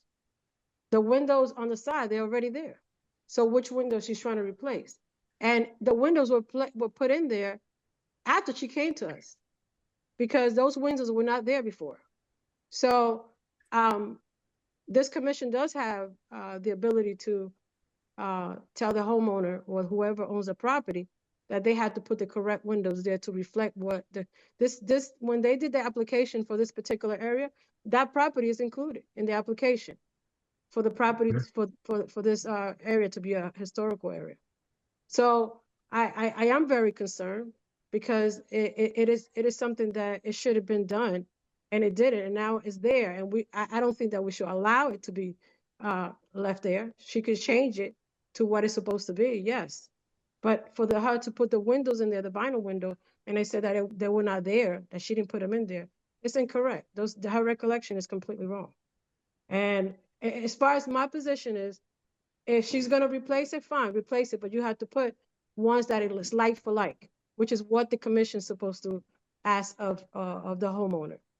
Like for like. And before, there were metal and glass window, and that's what should go back there. Yeah. So just for a delineation of what we're here for and what you're talking about, the windows that she's replacing are only the ones directly on the application are the ones directly in front of the house and the door. And so I know that you're talking about what happened in the past, but I'm just saying that those particular windows that she's talking about are only, for my understanding, Ms. Sessions, for the front of the house, and the door is for the front of the house, right? Correct, but I would like to add, Ms. Miller, that I've owned this house for 3 years and was before this committee 8 times, 7 or 8 times. I would not have made a move to do anything to this house, knowing how strict the historic committee had been with me. I had also been before the zoning board. I assure you, madam, I did not change any windows at all, absolutely none. No one has lived in the house. No one is living in the house, and I changed nothing. Now, there is a chance that maybe the people before me changed this window, and you may be convinced that it happened after me, but it most assuredly did not. Now, when I bought those windows, the windows that I presented to you, they may very well be vinyl. I had not yet gone before the historic committee, so I learned a valuable and costly lesson. I did purchase those windows and had them custom sized. However, I only want to sell the house now. I do not want to live in it, and I am not intending to do any kind of renovation to it. I just want to have this approved so that the buyer feels secure. And it's only because many, many people know the strife that I've had to deal with trying to get approvals to get anything done on this house. I would not have changed a door or a window or anything based on the previous hearings that I've had. That much I guarantee you. Well, on the pictures you showed earlier, you want to go back and show those pictures of the windows that you Yeah. have? Mm-hmm.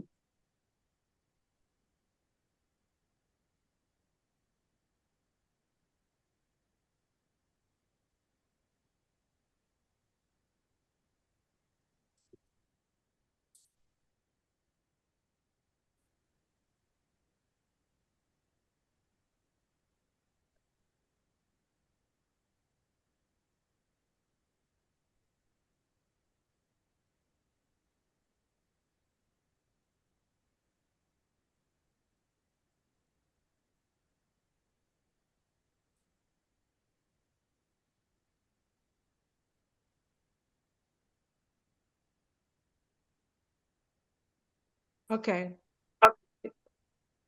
The window that you just showed right there, double pane window, Mm-hmm. the windows you have are not double pane. So can you explain They're to me not. And I just what your explained. intention is? I just explained that I purchased these windows before my first hearing with the historic committee. I'm showing you what I have that I sold along with the house because I had these windows custom made. I did not know that I would not be able to change these windows when I first came before you. I only learned that after my very first meeting.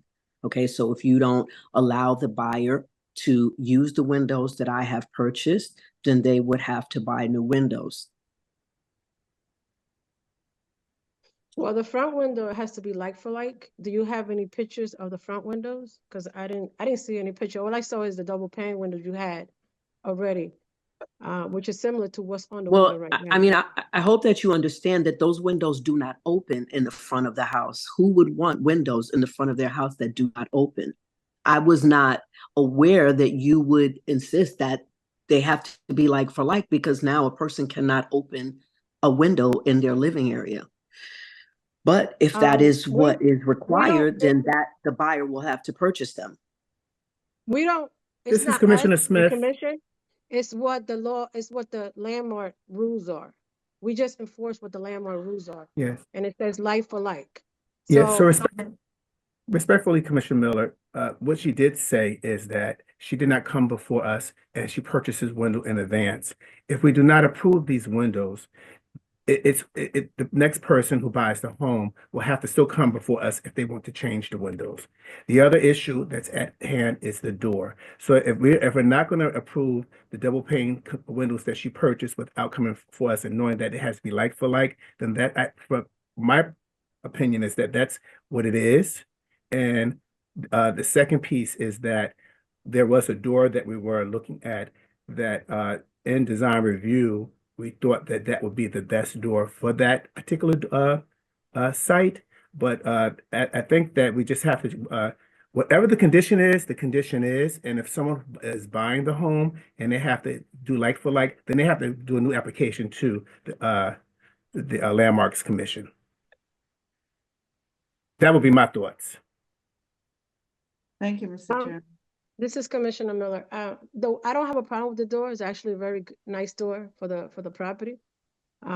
What I have a problem with is what's been done, the presentation for the windows that was shown. They are not like for like for the front of the building, and they're not like for like for the side of the house that is there. So that's my concern, because it doesn't align with Landmark. No, I'm respecting your concern, but she did, Ms. Sessions did say that she purchased them without coming to us with that. And if we're not going to approve that, then we're just not going to approve it.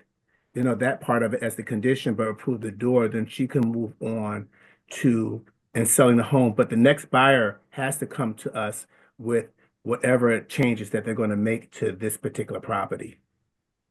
But I would like to say that this is a disappointing turn of events, because this was originally built, as to my knowledge, as a doctor's office. So there are certain things that are built within a home in terms of these windows that don't make it a pleasant, livable space. If your position is that the windows need to be of a certain kind, meaning metal, what have you, black, that I understand that. But to ask someone to live in a home where the front windows of the home do not open, that doesn't even sound safe, much less a pleasant living experience. I cannot be the only one who feels this way. This is Commissioner Commissioner O'Toole. Miller. Okay. Nobody said that you can make them open.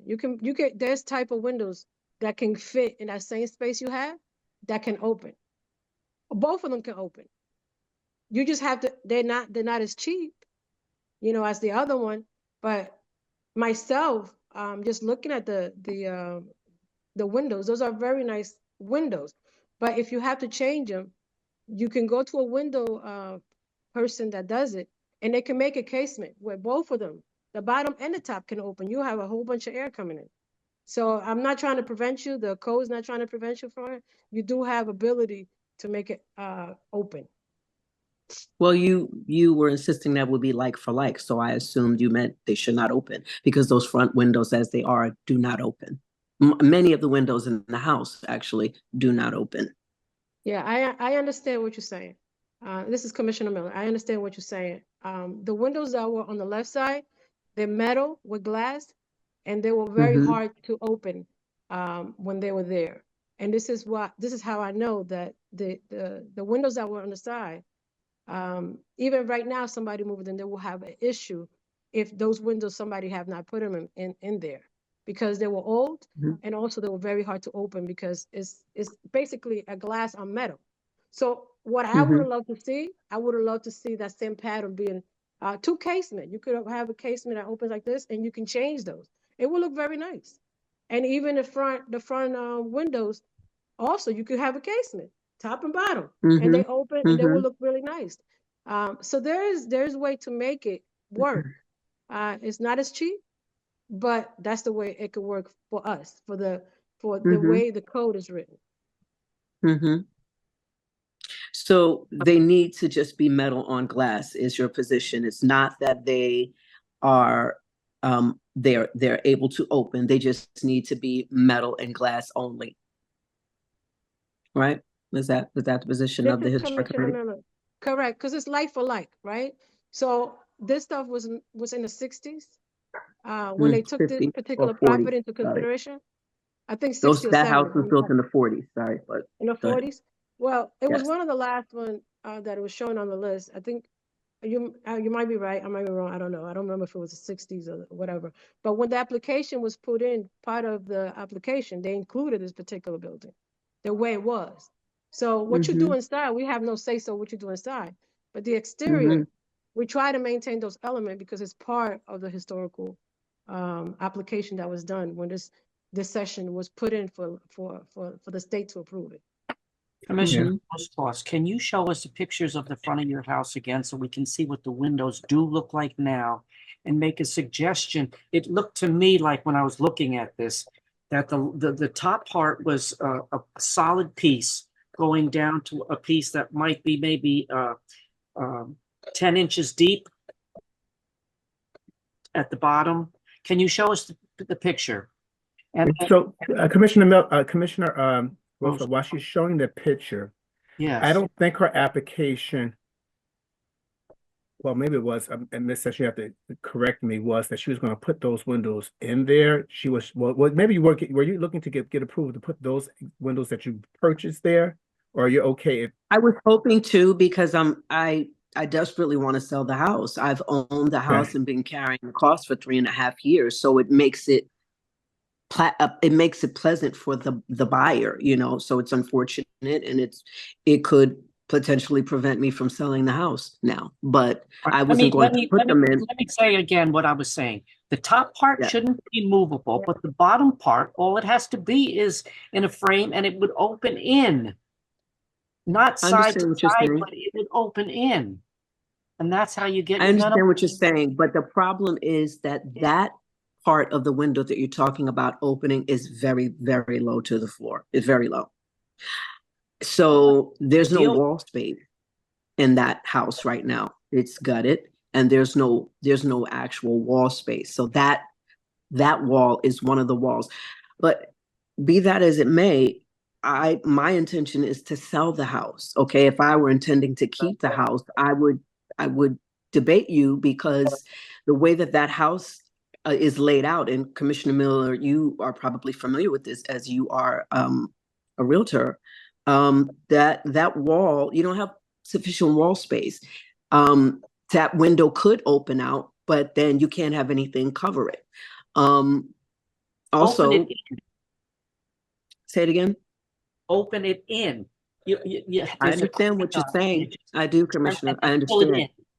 It's just that it is very low to the floor. It's down to your, it's probably down to your, almost to your knee, where that window is, where the bottom of that window comes. What?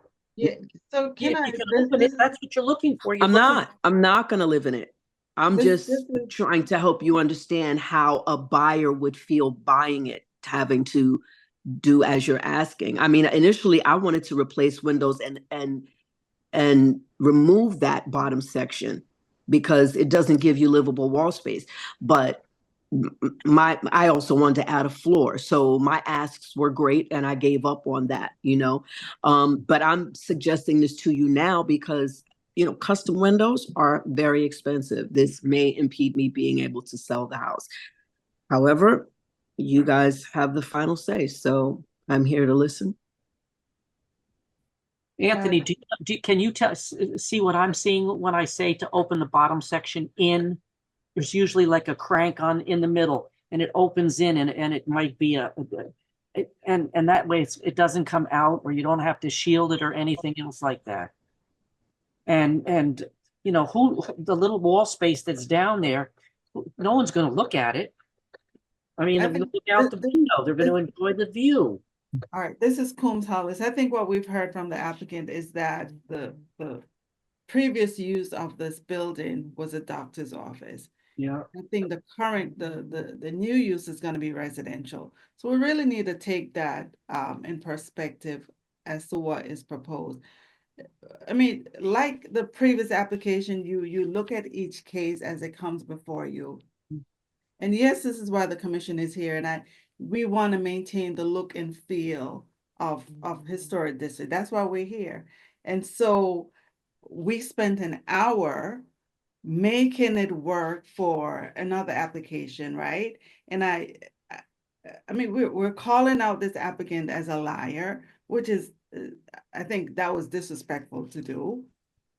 And I don't think that's our place to, if she's putting on the record and her testimony, this is what it is, we need to take it for what it's worth. But let's see how we can make this work for this applicant, for what's being proposed, so she can offload this property that she has. Can I give a suggestion? This is Commissioner Forsyth. I think that it's very important to maintain a modernist aesthetic. And I think the double hung traditional windows are really going to take away from that whole streetscape, the beautiful modernist facade of the building. But however, if you do want to replace that, I think that frankly, I honestly think that people who will buy this property are going to enjoy the 20th century modern look. And so I would take a photograph and make sure to uh, to to document what it looked like beforehand, so that people may want to return it to that modernist section, the modernist facade. This is Commissioner Miller. I just wanted to make sure that it's clear. My statement was that I knew what it was, and I said that was a lie. I didn't call her a liar. Well, you implied it, and I have no reason to lie, Let Commissioner. me just finish, please. And I'm telling you based on what I saw. Okay? And so whatever you're saying, fine. But I'm saying based on what I saw, that was not the case. Another case So is that this is a contributing property to the landmark. We don't have the same leeway as it was mentioned by the previous commissioner. That property that we just helped the homeowner with, it's not a contributing factor. It doesn't contribute to the application of being part of the historical section of in the area that it was located. This property is a contributing property. And what I am trying to help the commission understand is when people come before us, we follow what it says on the landmark rules, like for like replacement. That's what it's in black and white. That's what the landmark says, right? And so we are trying to not only make sure that that is applicable to everybody that comes here, because we're talking about windows and doors, but we also try to help the homeowner in order to come with a solution on how to make things more workable. I believe that I gave some input as to what can be done. I believe that I also mentioned that the door that I was going to change, I do like the door. So it's not all negative that I'm trying to go after the homeowner.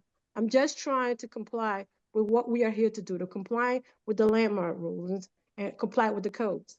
And so I want everyone to please understand that when we do make decisions on contributing properties, it affects all the properties that are in other contributing areas of landmark, and that could possibly have an impact on future voting. So I just want to remind the commission of that. If I may, I'd like to just say that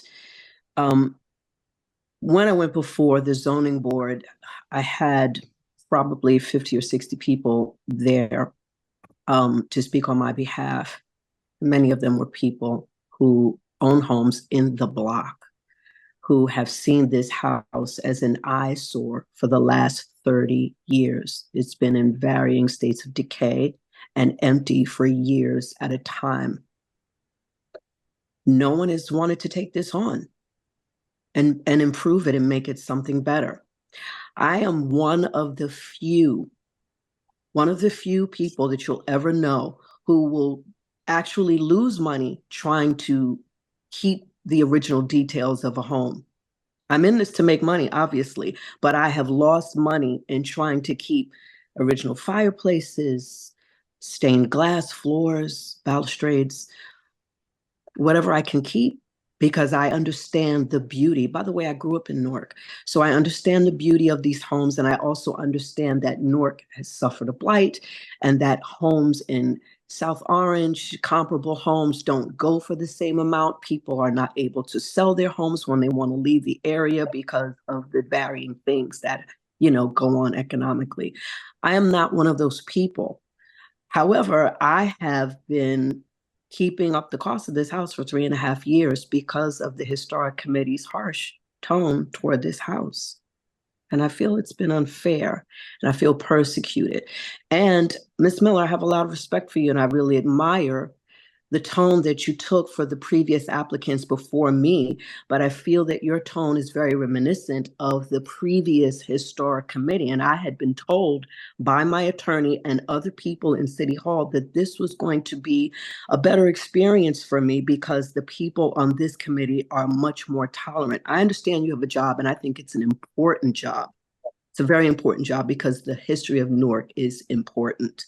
So that resonates with me.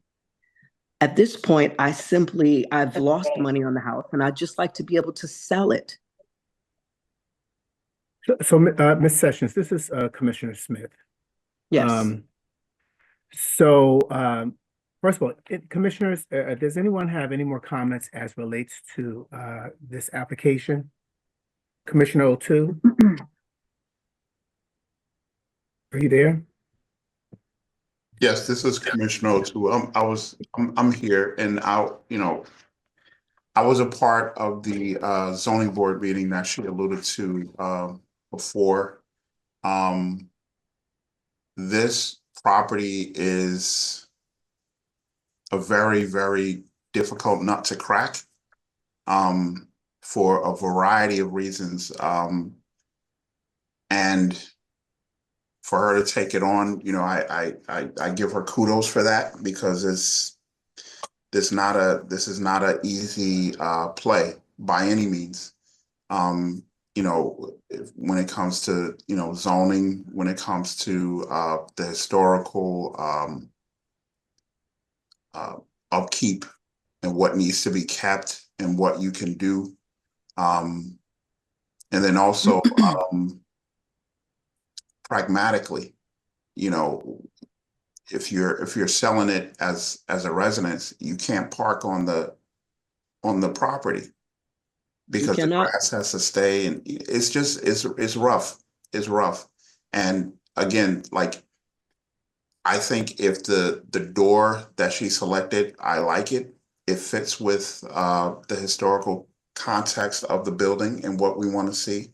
If the windows are fine, for the rest of the board, they look fine to me. I would say let her use those. They're not double hung, as I saw. I would say let's move forward. That's all I have to say. Thank you, Commissioner O'Toole. Thank you, Commissioner. Any other comments from any other commissioners? Madam Secretary, is there anyone here? Do we want? She's finished with her presentation. Is anyone here from the public that is here to speak?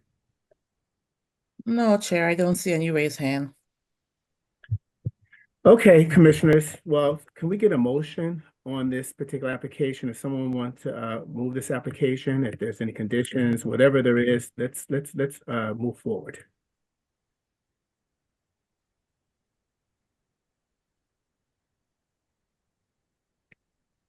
Mr. Chairman, I'd like to make a motion to approve the application number H25-006486-88 Chancellor Avenue. Commissioners, please remember to state your name when you're making the vote so it can be on record, please. This is Commissioner Gonzalez. Thank you. Anyone making a second? Commissioner O'Toole, I second. Motion made by Commissioner Combs-Hollis, seconded by Commissioner O'Toole. Commissioner Grosclaus? I abstain. Commissioner Miller? Abstain. Commissioner Forsyth? Abstain. Abstain? Yep. Commissioner O'Toole? Yes. Oh, I'm sorry. Commissioner Caldwell Epps? You're on mute. Yes.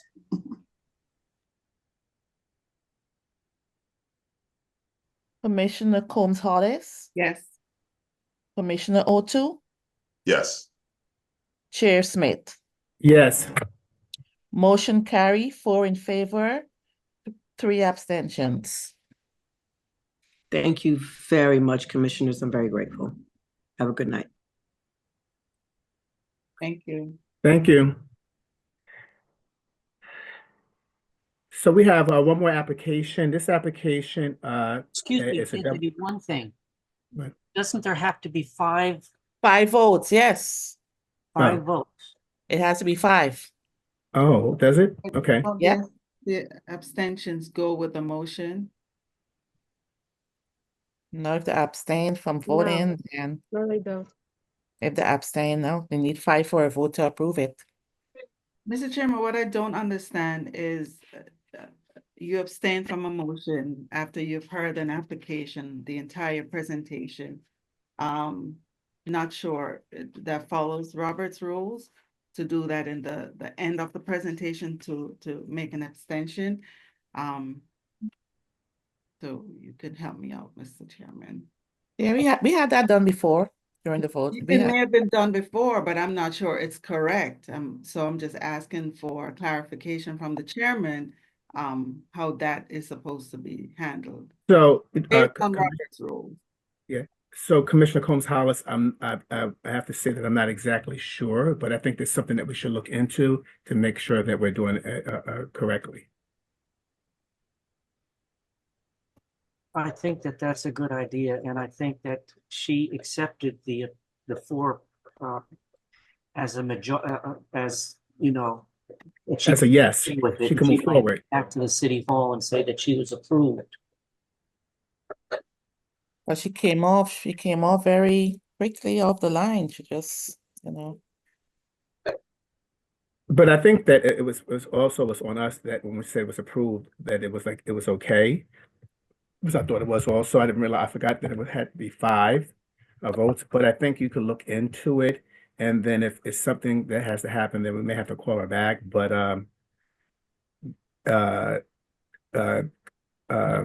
Madam Secretary, you need to look into that, and we'll look into that and circle back with the commissioners. So that we know as we're moving forward, that we don't, if we made a mistake, that we don't make it a mistake again. Let me just say the only reason that I abstained is because I had made a suggestion that she keep the windows in the front or get new ones at the same layout as this one, a big top and a bottom that opens. That's the only reason I did. So she might put something with, like windows I saw that I just didn't like. The door looked great. Respectfully, Commissioner, if that's your position, maybe the vote should have been no. But an abstention after you've heard the presentation, I'm not sure it follows Robert's rules. Maybe so, and then we'll see, I guess. My understanding is that abstention could be done at any time. It doesn't really have to be in pertaining, even if you heard. My abstention is basically because it don't fall in line with landmark ruling. It doesn't. Mr. Chairman, can you just suggest that we maybe do executive session at the end? I know we have another Yeah. Yes, Thank you, Commissioner Combs. We'll do an executive session at the end around this, and we'll go to the next the next application, which is a double application. One is for demolition and one is for a new building. So that's 31-39 Central Avenue, James Street Commons, H25-06. We listened and heard this application at design review, and this application was approved for demolition of this site. However, they did not move forward with the building of the building, and they came back with to build the building with some suggestions to us and actually reduce the size of the building. So I just wanted to get some context about this particular application. Can you invite them in, Madam Secretary? Sure. Oh, yeah.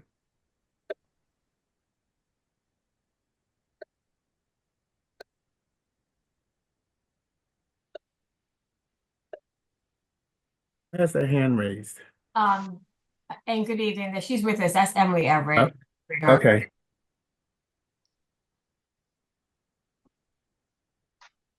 And Madam Secretary, Jonathan Cortell should be there as well. I don't see him on my screen, but you can bring him as a panelist.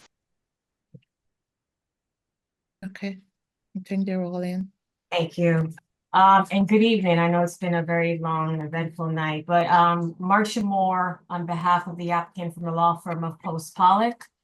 Just by background, as Chair Smith has indicated, we were before the commission in 2017 to demolish the existing building that's located at 31-39 between the intersection of Halsey and Central. And as a condition of approval, we were required to provide some HAB survey, which we have provided. And as mentioned, it's been almost 8 years. We're here tonight to reinstate that demolition because your ordinance requires that the demolition is only good for 1 year. We have provided some documentation at the time that we presented this application that this building is in the James Street Historic Commons. It is not a key building within the district. The current property was deteriorated in 2017 and is continuing to deteriorate. So we are seeking to demolish that building in order to modify our application, which is the next application from that original approval from 2017.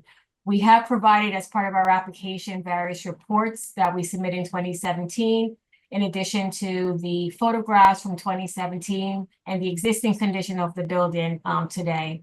So just briefly, again, we are here to reinstate that demolition. Some of the members of this commission are on the board. Obviously, we do have some new members. I see Mr. Grauskaus shaking his head. You were there. I believe Ms. Miller was there as well. I was there too. Yes, so you're well aware that we did get the approval, so we're seeking to reinstate that demolition. Can you show us the building? So, and I just want to do a quick introduction to who with me tonight. So I do have Alexander Malucci, who's our architect and was part of the design team at 2017, as well as Jonathan Cortell, the representative developer, who was also before the commission, myself, and with us is Emily Everett of ACOM, who presented various reports, report in support of the demolition in that 2017 application. It's been some time. So Alex, if you just walk through briefly, again, it's on the corner of Halsey and Central Avenue in the existing building. Yes, good evening, and thank you for hearing us tonight. I'm going to just pull up a current Google Street View. So the existing building is located at the intersection of Central Avenue and Halsey Street. It's in the James Street Commons Historic District. It has degraded considerably since our original approval, including partial collapse of the interior roof, which I'll show you here. 1 second.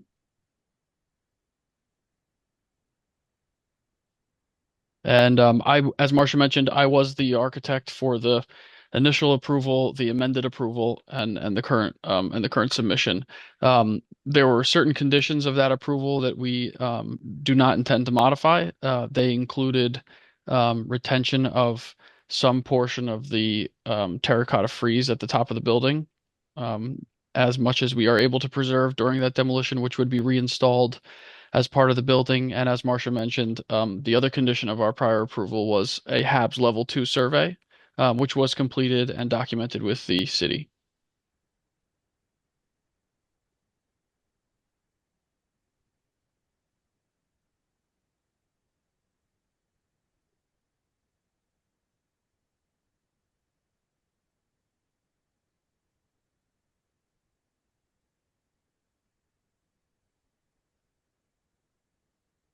Not sure if the board has any questions so far. If not, we can move into the presentation on the new construction. Oh, we have to get a vote on this first. Yes. So are there any questions or from the commissioners on this demolition application? This is Commissioner O2. If we grant this demolition, how long would it take to demolish? Since it was approved before, but it wasn't demolished yet. I know, Like, how long would it take? I know I'm jumping ahead to the next application, but one of the reasons we are back is that the original application was a 10-story building. And at that time, the Landmarks Commission had asked us to consider a smaller building. In the time that has elapsed, we have been, and our client has been unable to um, finance the larger building, which has resulted in the delay in demolition. We believe that the plan that we have now contemplated and will present to you today is financially viable and would be financeable within the next 12 months. Okay, thank you. And just to answer that, we do intend to go back to the planning board in order to secure that, but I think that's a realistic time that we will be able to demolish. Thank you.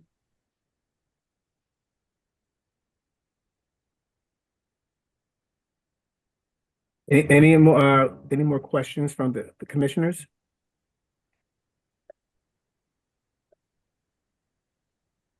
Take that as a no. You could take your presentation down. Is there anyone here, Madam Secretary, from the public?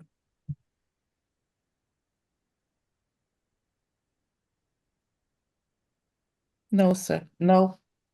No, Commissioner. So, commissioners, can I get a vote from one of the commissioners, a motion from commissioners to move this application?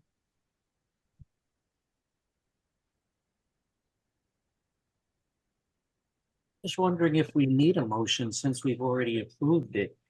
And if he. Well, I think We need a motion. we need a motion because it expired. That's Oh, okay, okay. and it's an I'll make- ordinance, I'll so make it that has to be reinstated. I'll make that motion that we Reinstate. allow the demolition of this building on Halsey Street. Halsey and Central. Central. I second that motion for the applicant, according to the applicant, for demolition of 2 existing story commercial building. Please state your name. Commissioner Miller. Thank you. Motion made by Commissioner Grosskloss, seconded by Commissioner Miller. Commissioner Forsyth, Yes. Commissioner Caldwell Epps, I think she stepped away.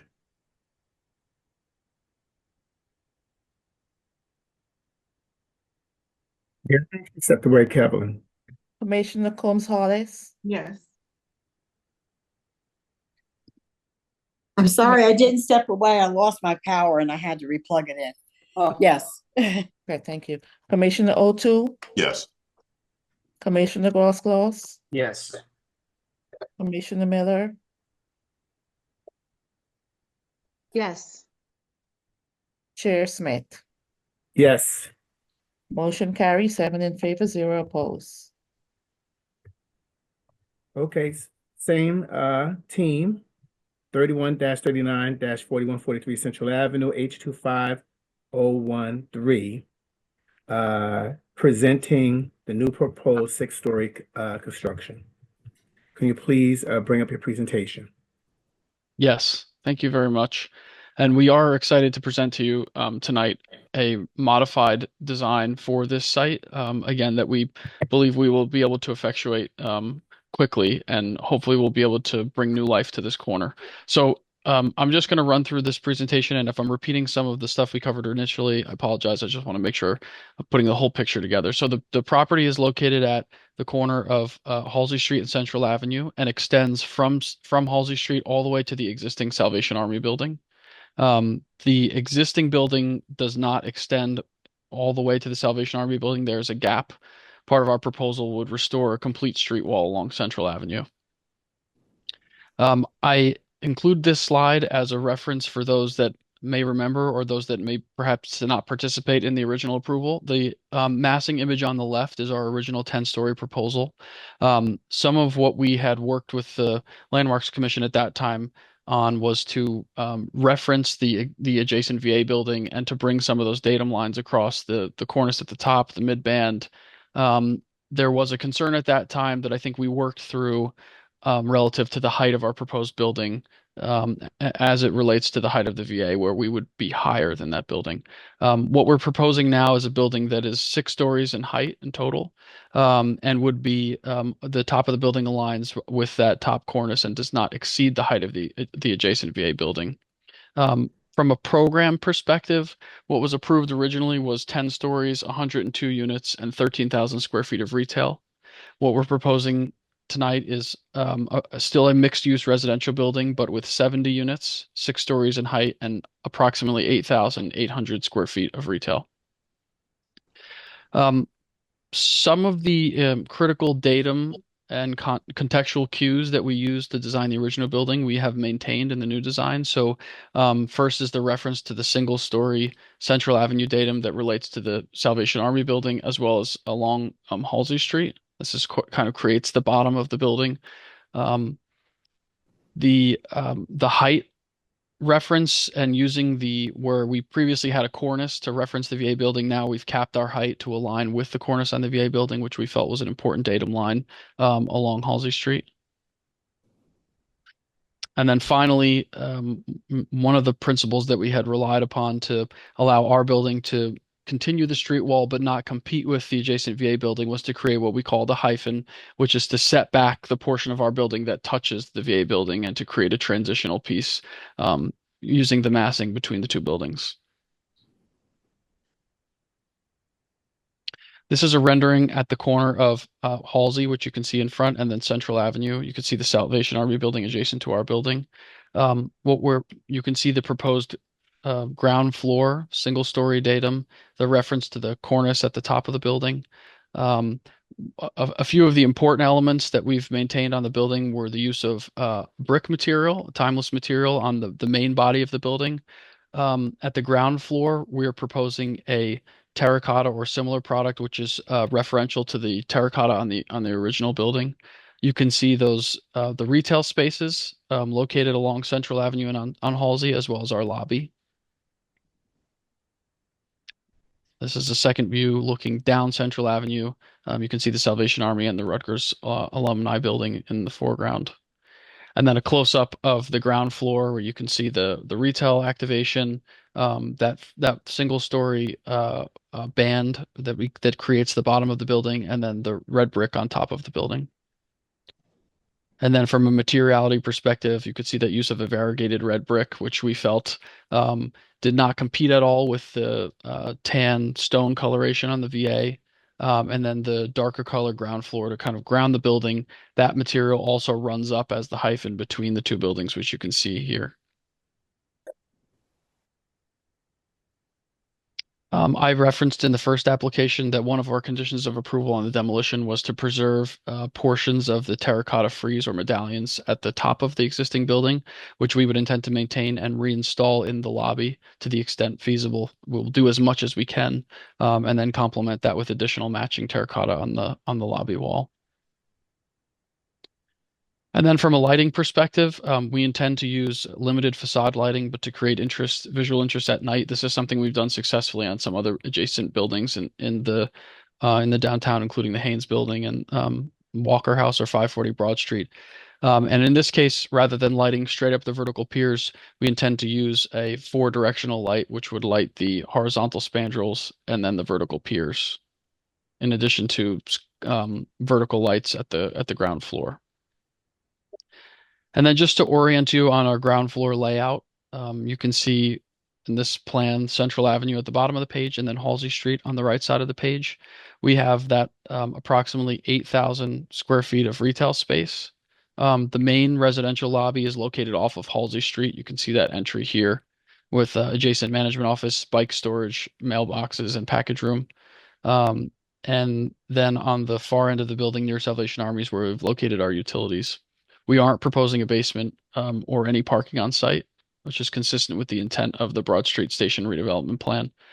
The building massing is an L-shaped, which preserves an outdoor courtyard that would be accessible to the retail, commercial, or amenity space that would exist on the ground floor.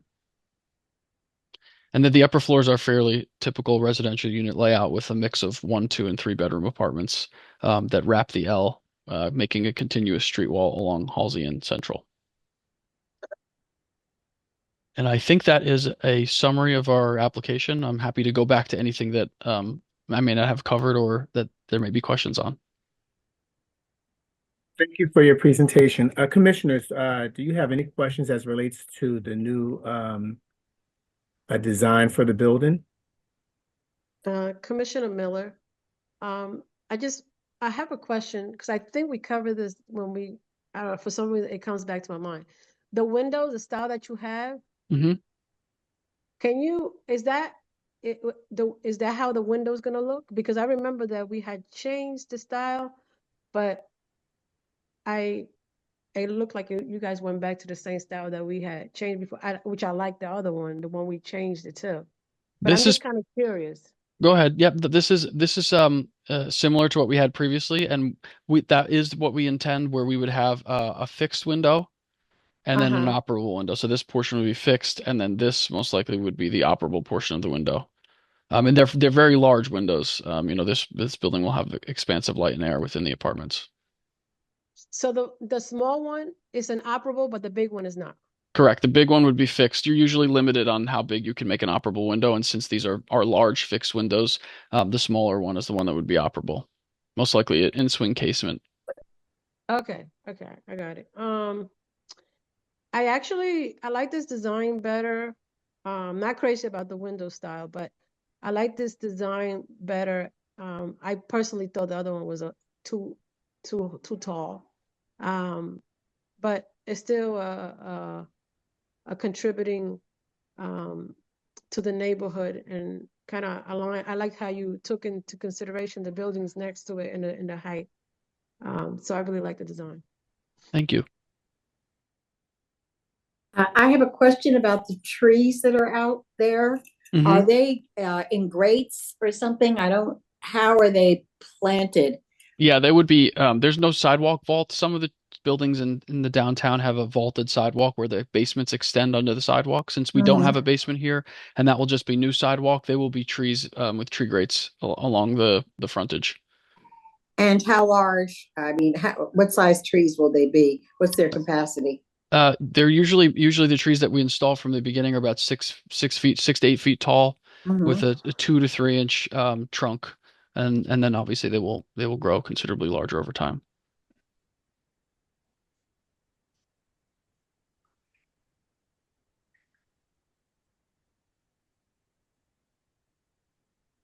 And commissioners, any more questions?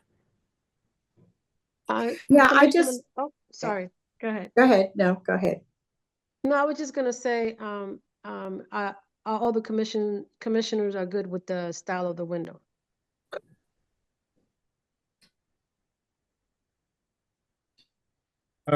This is Commissioner Smith. For me, the design is fine.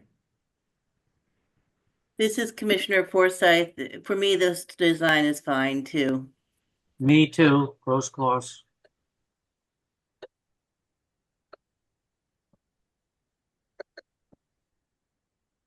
May I just ask a question about the width of the sidewalk? Oh, sure. Yeah. The sidewalk, I can pull up I can actually pull up our site plan drawings. The sidewalk will match the current condition. I just need 1 second to get our site plan. Can actually scale from here, I think.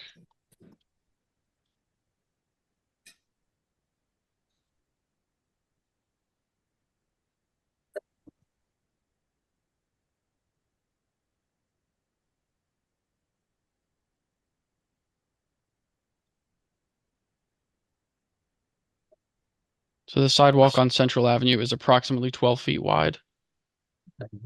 And then along Halsey, approximately 11 feet.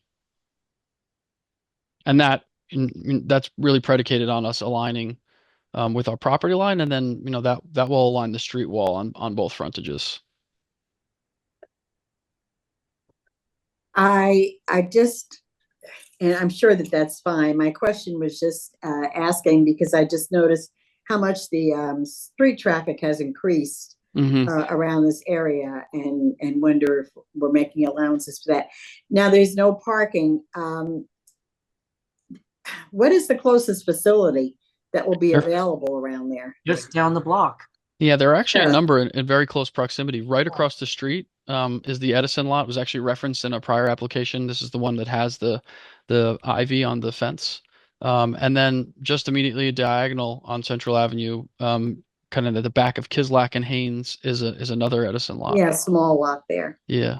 So there's and there's I there are other know research. all of you builders say this, but it's been an increasing problem through the years as all this building is going on, because Mhm. these lots close Mhm. and your residents cannot have company after 8 or 9 o'clock at night.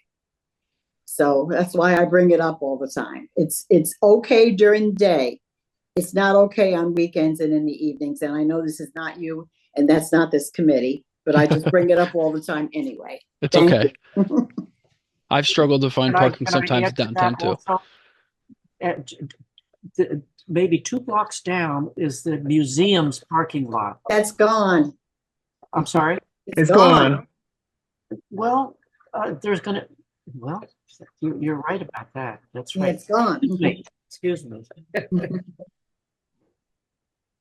It's gone, and Military Park closes at 8 or 9 if there's no event going on at PAC. And anyway, that's not this committee. Sorry. And so are there any more questions as it relates to the design of this building? You could take that you take your presentation. Okay. Now. Yeah. If not, is there anyone here, Madam Secretary, from the public? No, they're not. No raised hand. Okay. Commissioners, would someone like to make a motion to move this agenda item? H25-013. This is Commissioner Forsyth. I'll move that. I'll so move this H250-43. Is that correct? Yes, Yeah. it is correct. Yes. Excellent. Do Commissioner, we have a second? I'll second. Who? Commissioner? Rosecroft said he seconds it. Okay. Motion made by Commissioner Forsyth, seconded by Commissioner Grosskloss. Commissioner Combs Hollis, Yes. Commissioner Miller, Yes. Commissioner Caldwell Epps, Yes. Commissioner O'Toole, Yes. Commissioner Grosskloss, Yes. Commissioner Forsyth, Yes. Chair Smith. Yes. Motion carries 7 in favor, 0 opposed. Thank you very much. We really appreciate your time tonight. Thank you for your time and thank you for your input. Good night, everyone. Thank you all. Good Good night. night.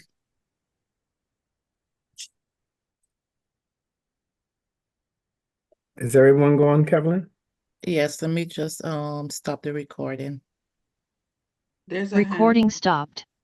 there's a hand raised in the weight room. There's a hand raised in the weight room. Yes. No. Let me see what's going on here.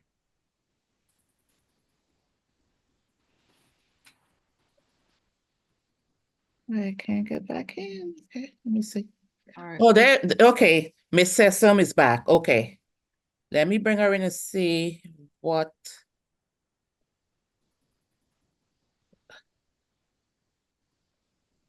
Maybe I need to get the recording back. Let me.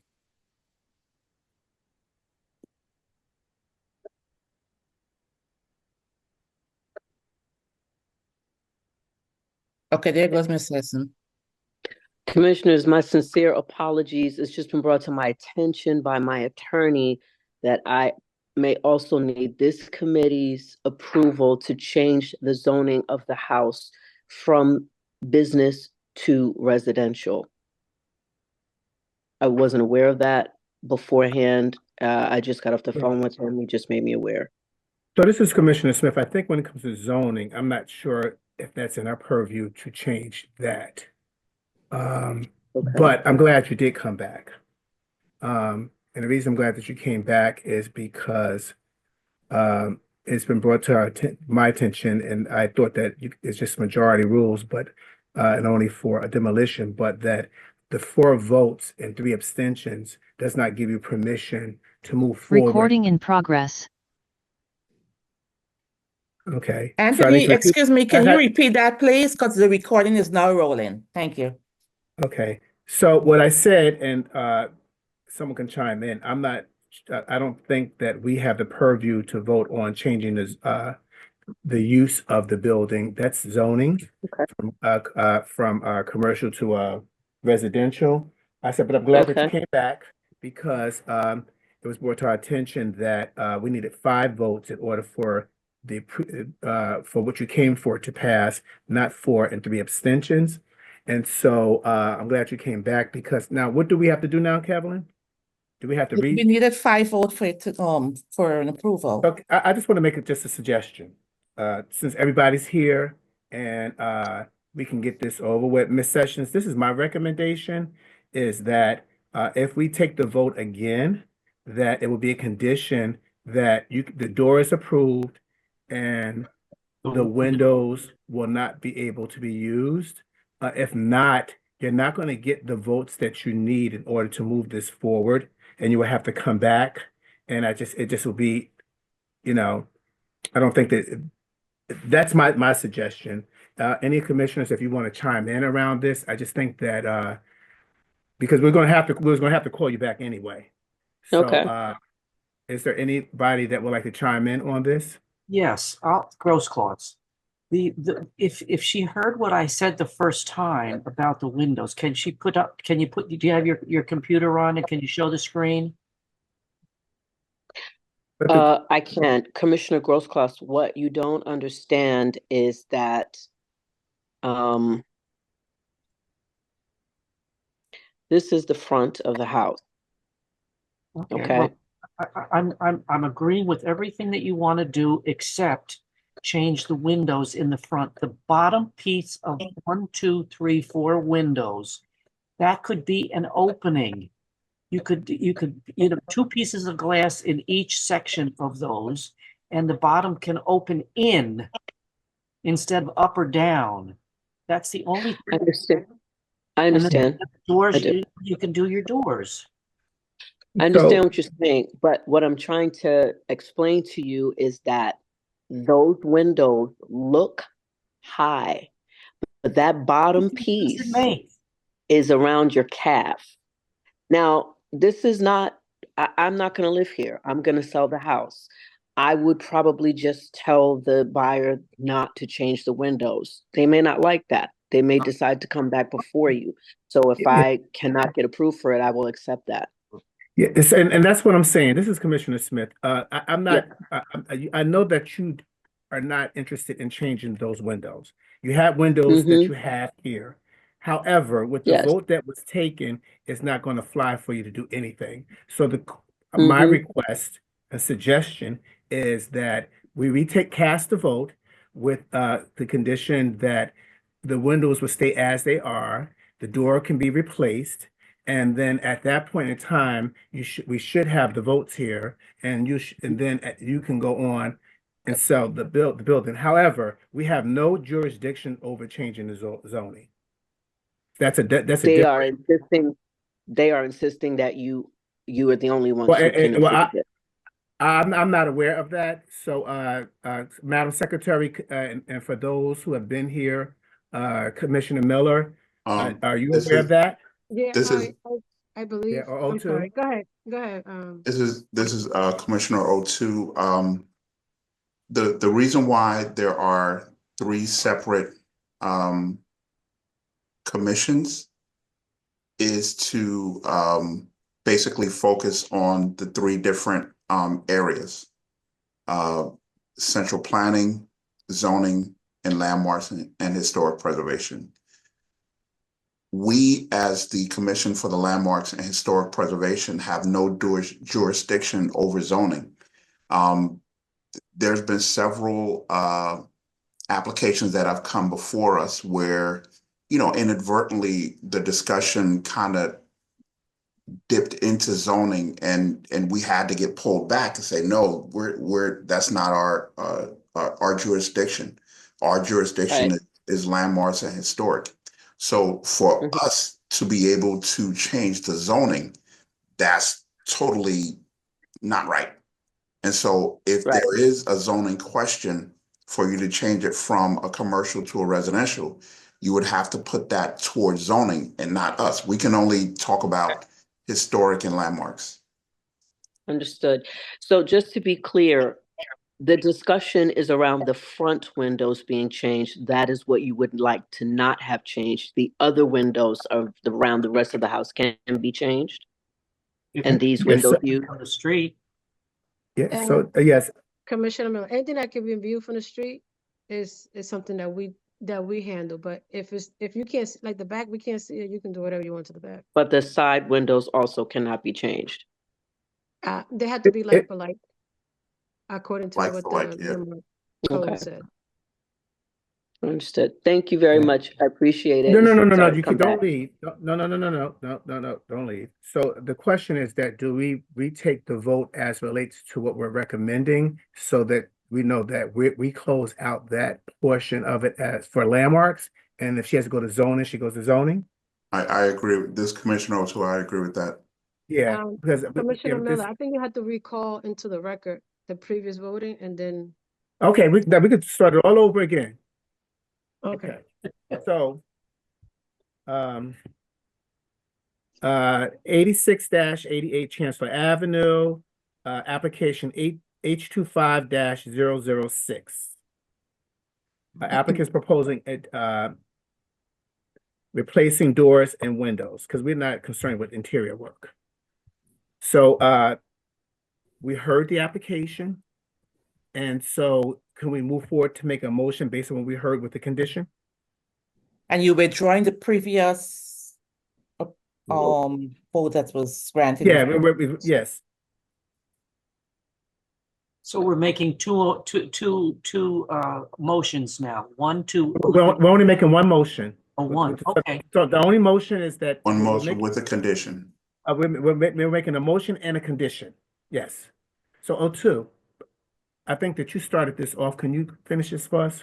Yes, I make a motion to say yes to this application with the condition that the windows remain the same or like for like for this application. That's my motion. Okay. Who will second this motion? And Commissioner Miller, and also don't forget to say that the approve the door as presented by the applicant. Yes, and approve the door as presented. Yes. Commissioner Miller, are you seconding this motion? Yes, I will second that motion. Okay. Motion made by Commissioner O'Toole, seconded by Commissioner Miller. Commissioner Gross-Claus? Yes. Commissioner Combs-Hollis? Yes. Commissioner Forsyth? Yes. Commissioner Caldwell-Epps? Yes. Commissioner O'Toole? Yes. Commissioner Miller? Yes. Chair Smith? Yes. Motion carry, 7 in favor, 0 opposed. Thank you very much, commissioners. Have a good evening. Good night. Good night. Good night. You're welcome.